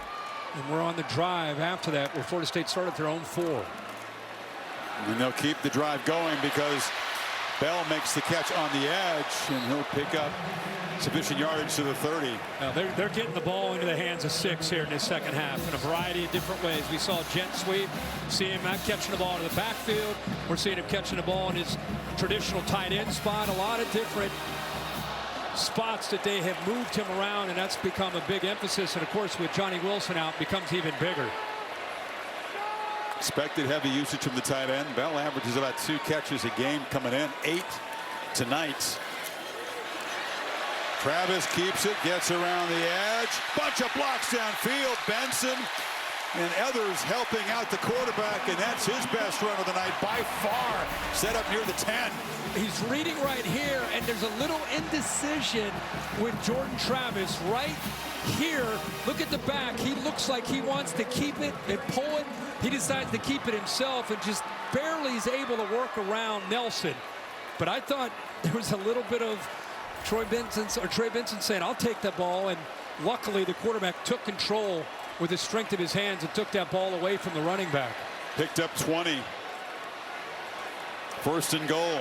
Knowles trying to reclaim the lead here. Late substitution by Duke. They made a personnel change. Play clock was at 1. Travis, all kinds of time, looks for the end zone. Incomplete. No flag, or is there one? And in late. Blades was grabbing onto Kentron Portier in the end zone. Thought maybe he had gotten away with it. The flag did come out late. He was in no man's land. Man coverage with his back completely turned from the quarterback.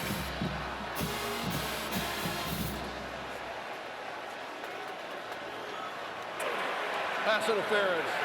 Defense, number 7. Rule the ball's placed at the 2-yard line.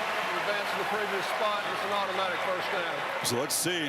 Duke's been very tough in these short yardage situations. Check the penalty again on the back end. Yeah, right here. Watch how he gets his back turned completely right there. Right there. And then grabbing on to show that interference. Knowles trying to take the lead for the first time in the entire ball game. Play 14 of this drive. Bell's in the backfield. Duke shuffling around. It's a keeper all the way. Travis turns the corner and scores. And the quarterback puts FSU on top for the first time to cap Kurt a 96-yard methodical march.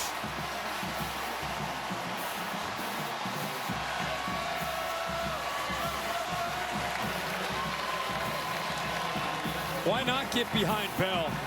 He's been running the football. He's been catching the football. And this time he leads Travis around the corner.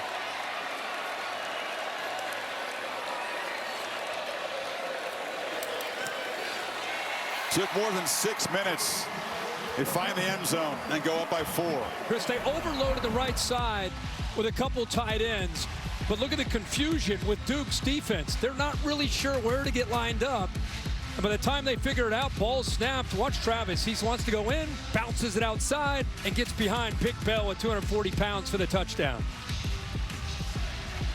Now Duke will have to fight from behind, apparently without their starting quarterback.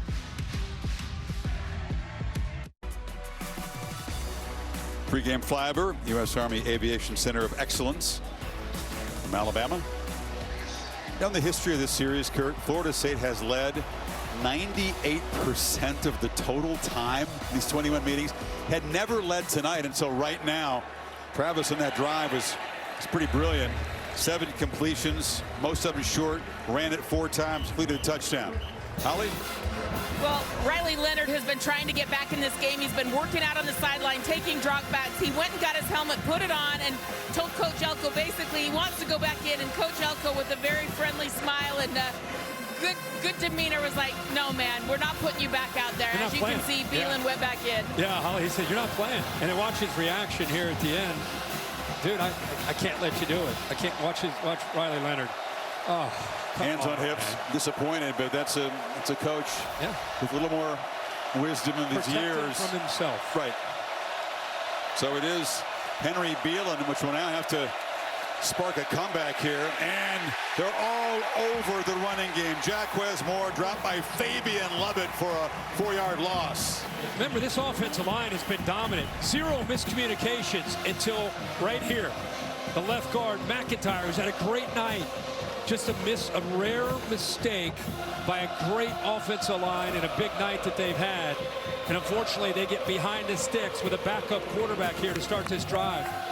You know, Kirk, how the energy in the huddle is all of a sudden their leader's out. And now it's Henry Beelan, and the crowd is going crazy, and now you're behind. Great point. The timing and the rhythm, the operation of it all is very different with a guy who hasn't had any snaps in his career. He's a young guy, especially on the road. 5 receivers for Beelan to look at. Got to hurry here. Did he get it off? I don't think so. It just goes back to what we just talked about. And we're going to cut Beelan some credit. I mean, he played against NC State at home, but you got to. This guy's never been in this, ever. Henry Beelan IV. They were calling him King Henry IV, conqueror of the Wolfpack. This is Henry IV Part 2.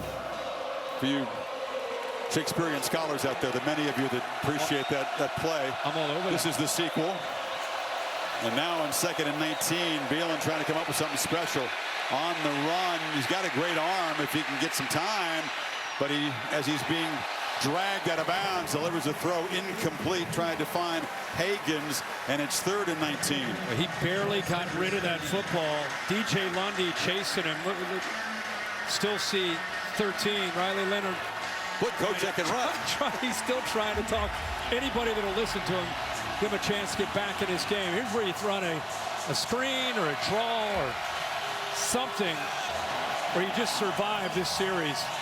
And you see if Adam Fuller brings pressure here. Some guys might just sit back on 3rd and 19, play coverage. You wonder if they'll come after the young quarterback. Yeah. Play clock winding down again. Snap it at 1. It's a 4-man rush. They get pressure, and the long throw is incomplete over the head of Calhoun. Patrick Payton got in the quarterback's face, and it's 4th down. Now they set back and played zone. You know, sometimes it's better to play zone and make the quarterback have to negotiate and think through the coverage. Considering they played zone and rush 4, Patrick Payton got in there pretty quickly off to the right side, the play side there, the quarterback. He saw him coming the whole way. Wilson to punt. Keon Coleman, again, such a dangerous, electric punt returner. Hasn't made a huge impact tonight as a receiver yet. Wilson, long boot. Coleman retreats to the 25 and just slipped as he tried to get going and be spotted down right there at the 26. 59-yard boot by Wilson. Knowles back to work, up 4.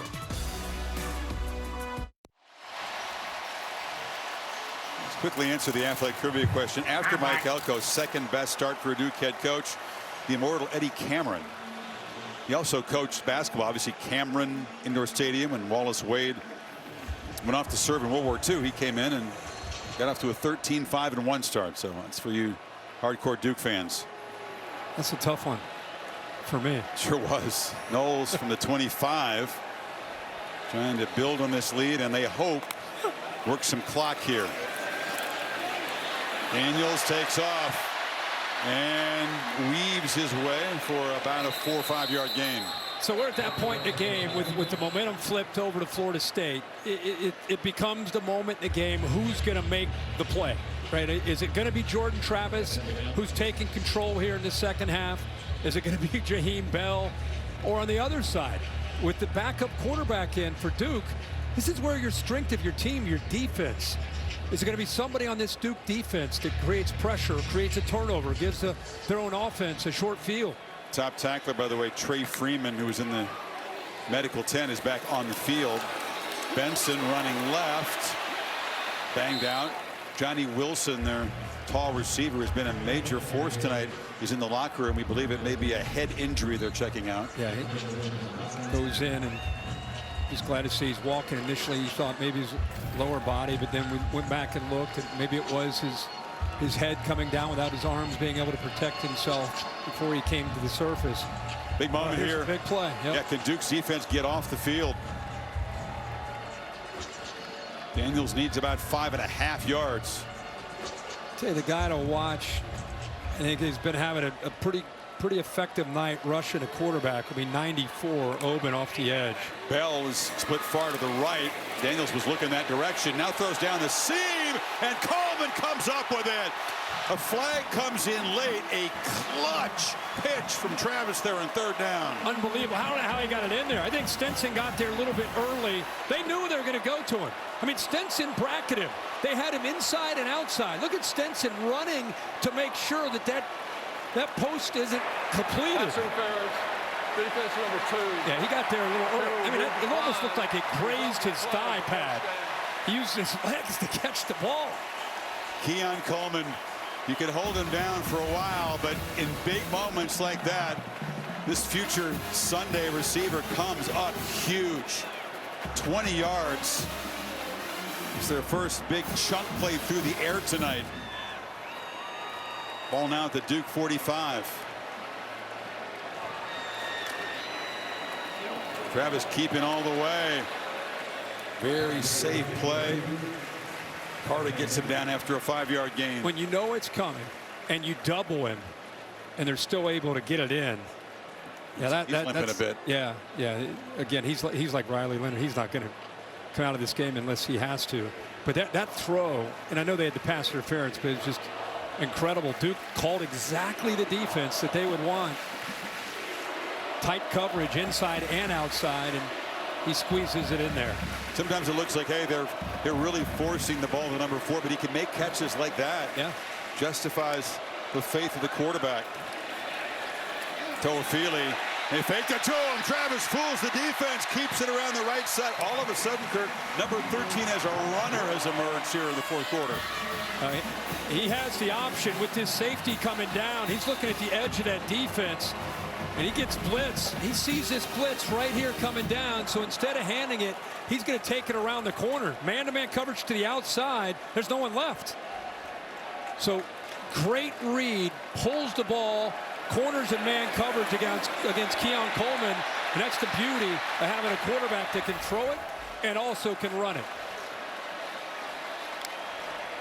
So many ways to hurt a defense, this offense. Travis from the pocket has lots of time. Far side throw is incomplete. Rivers was covering Portier. I wonder if this Duke defense that's had to make play after play is starting to get a little bit tired being out there against Jordan Travis, playing man coverage. Santucci, the defensive coordinator, Mike Elko, they're dialing up more pressure. Now that we're here at a 4-point game, 8.5 minutes to go, plus territory, instead of just relying on that front, they're starting to, you're seeing the safeties come down, corners on islands. They got to roll the dice a little bit and try to get some more pressure on 1-3. Coleman comes in motion. Travis retreats. It's a screen. Toafili, touchdown!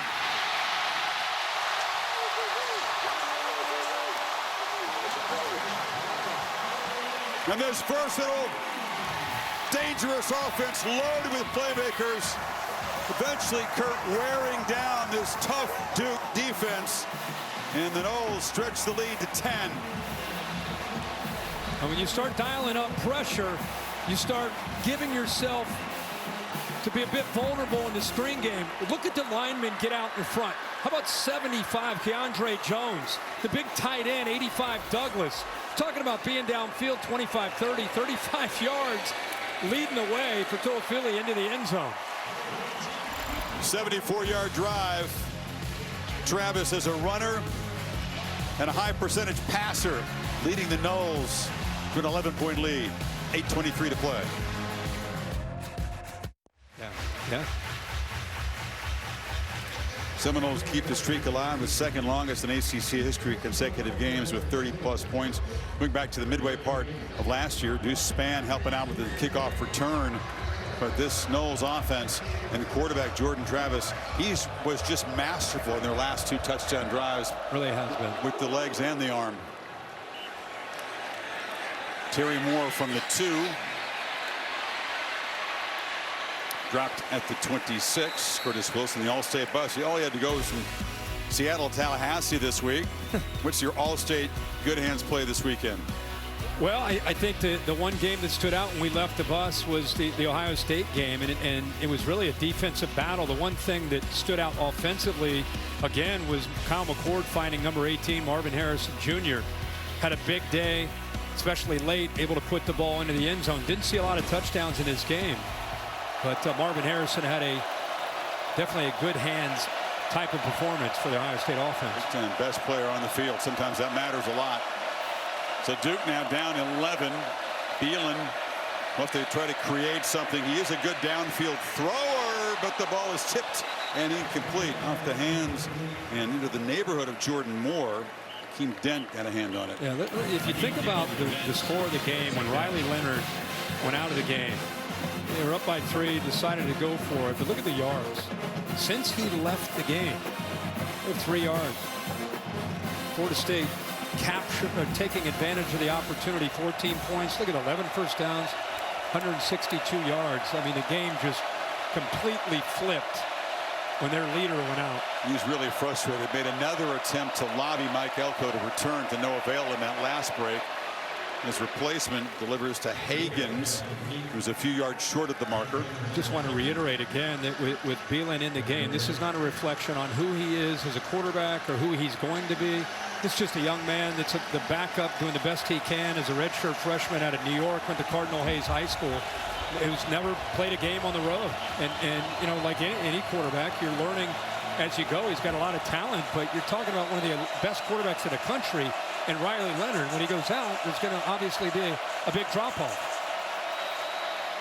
Try to run for it and drop for a loss as Jaquez Moore. Tatum, Bethune anticipated the tailback was going to get the football, and he wasn't having it. Now it's 4th down. They don't even know a quarterback's on the field. They are all about taking the numbers to that running back. How about trying to play with tempo with the young quarterback in there, trying to throw for it, and it's broken up. Reaching back was Renardo Green, and the Noles get a stop, and they are closing in on a 22nd consecutive victory over Duke. Yeah, I think they went tempo just to try to potentially get Florida State out of position, but the Noles were locked in, and not only does he do that, but he goes against their best corner, with his 3rd receiver. He went to Renardo Green, who was in tight coverage, a man-to-man, got his left hand on the ball that was thrown a bit behind anyway. Green, a really solid season. You're right. He's tried a lot. He's actually the most targeted corner on this team, but just a great job at breaking up passes.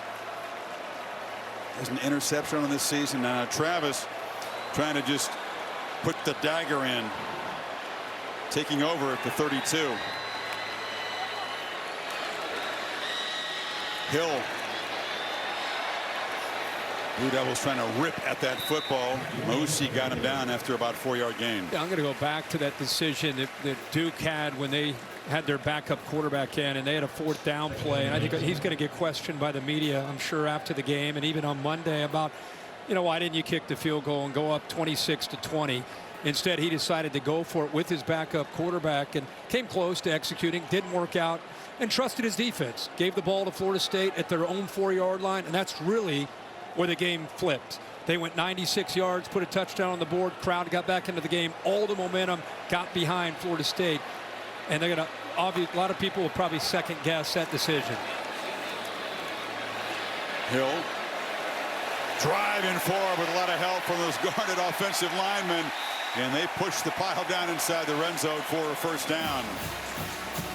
This is where it takes a toll on you. It's not so much that Florida State has run a bunch of plays. It's just the way this game has gone. This Duke defensive line and these linebackers have played well. They've also been out on that field a lot tonight, trying to step up and make plays. And you start getting mentally fatigued and physically worn down with under 6 minutes to go in this game. And the game, again, the way the game is switched around, start to see poor tackling. This is a challenge for any team that plays Florida State, dealing with this offense. That's Keziah Holmes that I touched on earlier. He just points out the number of guys who can contribute as playmakers. Keon Coleman's had 2 chunk plays tonight, but only the 2 catches. Wilson was a big part earlier. He left the game. You've got Benson. Benson's had a quiet night, but Toafili steps up. Holmes steps up. Now Hill. Bell's had a big night. An embarrassment of riches. Yeah.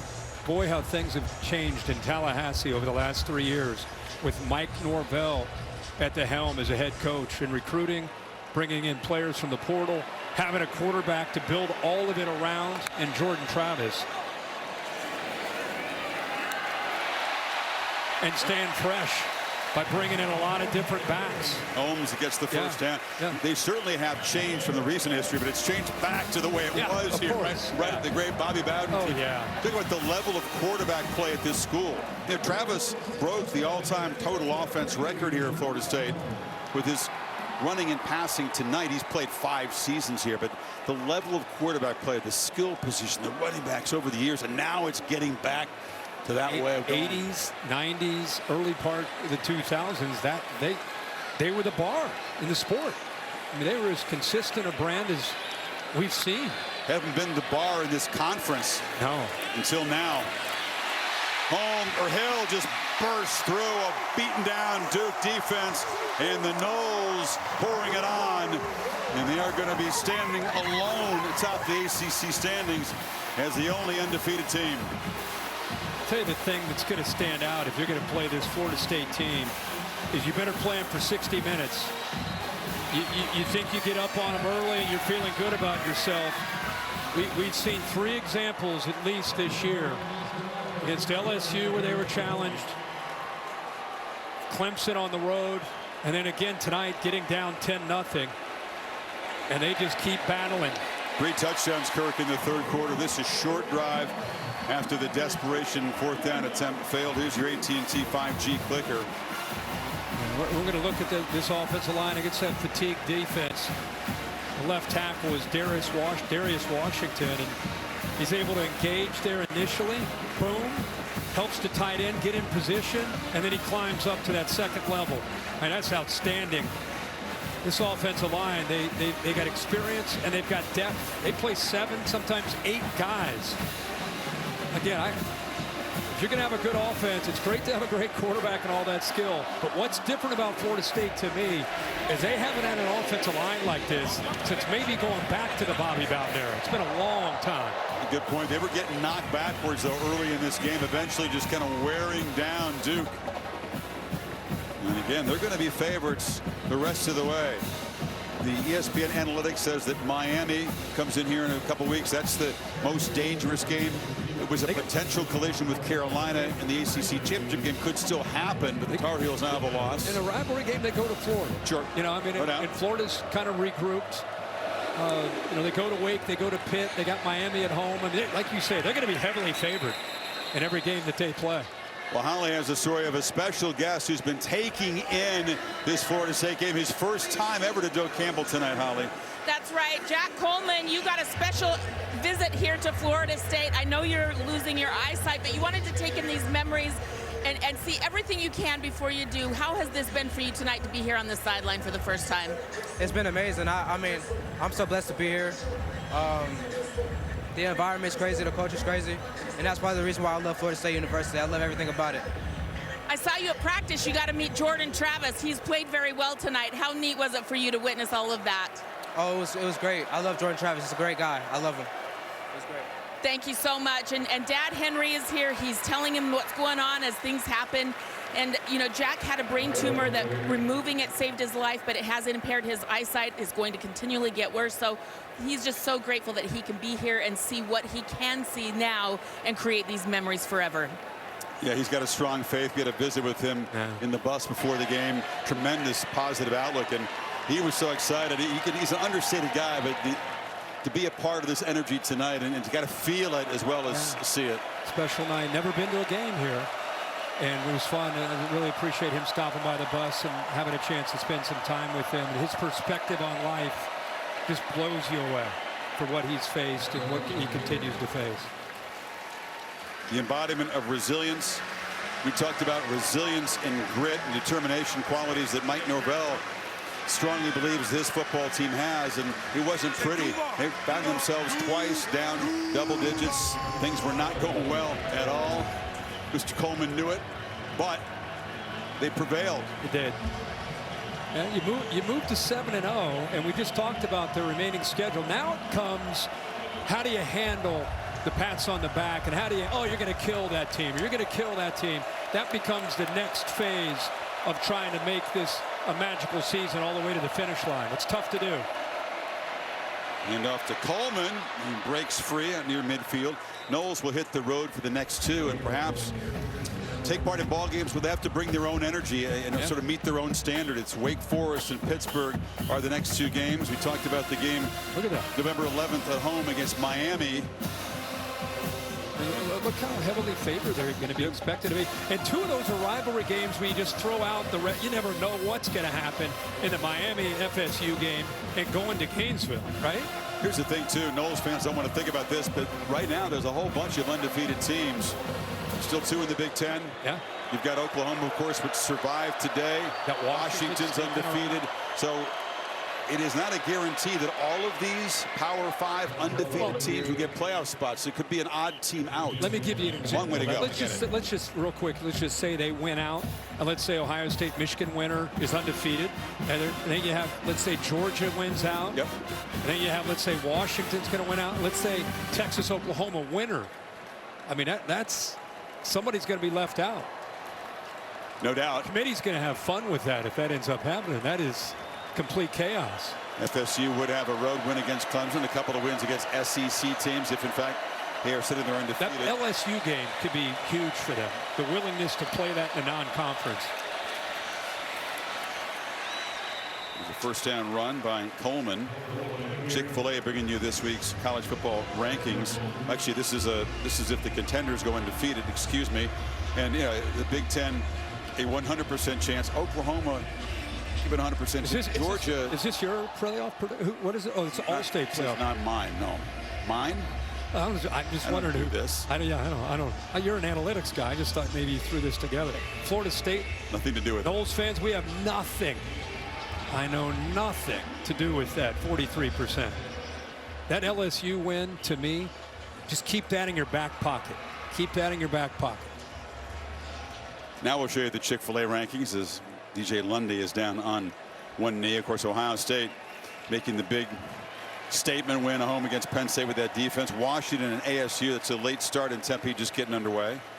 Oregon was tested. Excuse me, it's in Seattle, my bad. Oregon and Texas and Oklahoma, all with potential scares, but all able to survive.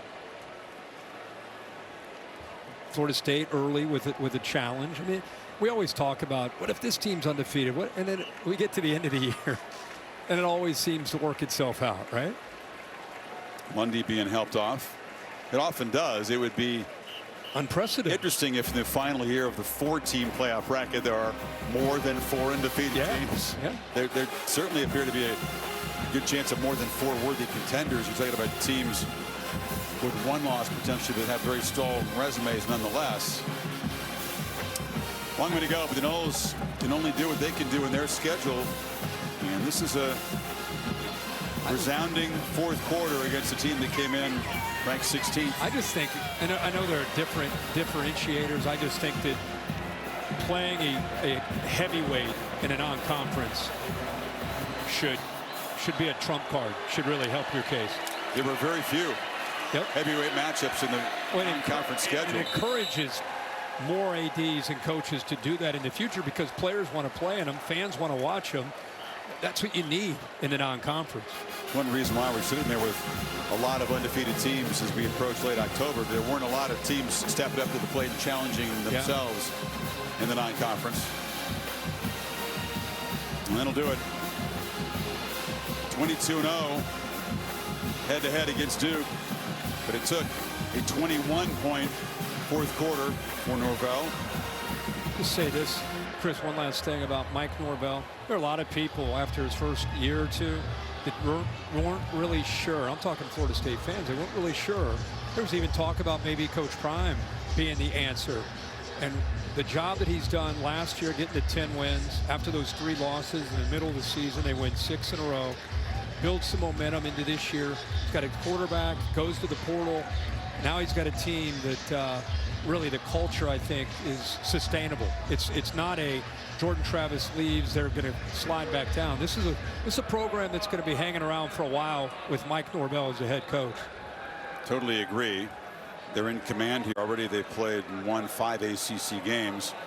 Haven't been into the ACC championship game, Kirk, since 2014. I mean, you forget that. It's been a long time, so they're almost assured of that. But they're thinking much bigger than just reaching Charlotte.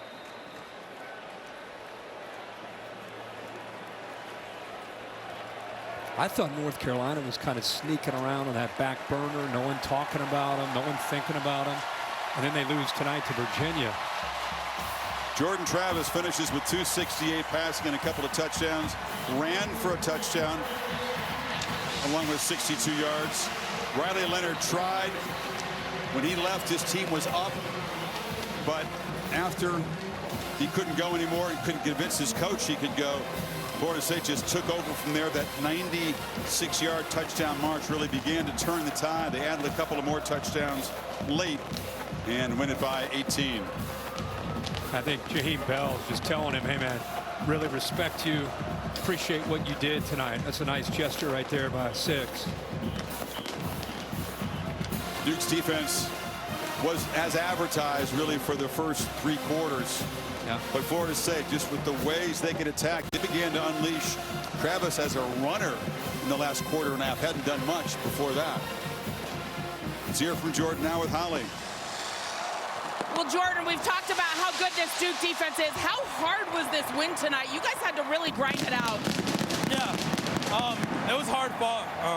Thankful for the man upstairs. Thankful for all the fans. Make it a lot easier for us. The offensive line came out big at the end of the game. That's what it comes down to. We know we're going to have to chip away.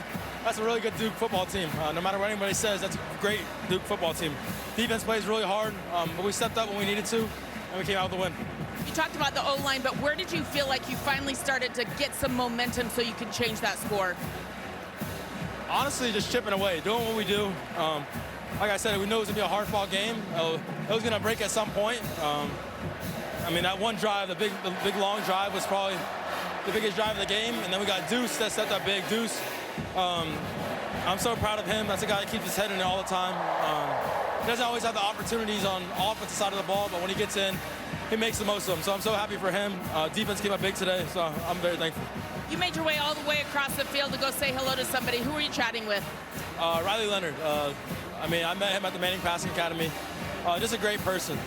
Before a player, he's a great player, but he's a great person. I'm so thankful I met him there, and we're able to keep that relationship. I root for him every single day, and I'm praying for him to get healthy. Thank you so much, Jordan. Thank you. Appreciate you. Man, respect and empathy for opponents. You heard the credit for his teammates. A lot of faith in himself, a lot of faith, period. Jordan Travis, talked about great people. There's one right there. Gosh.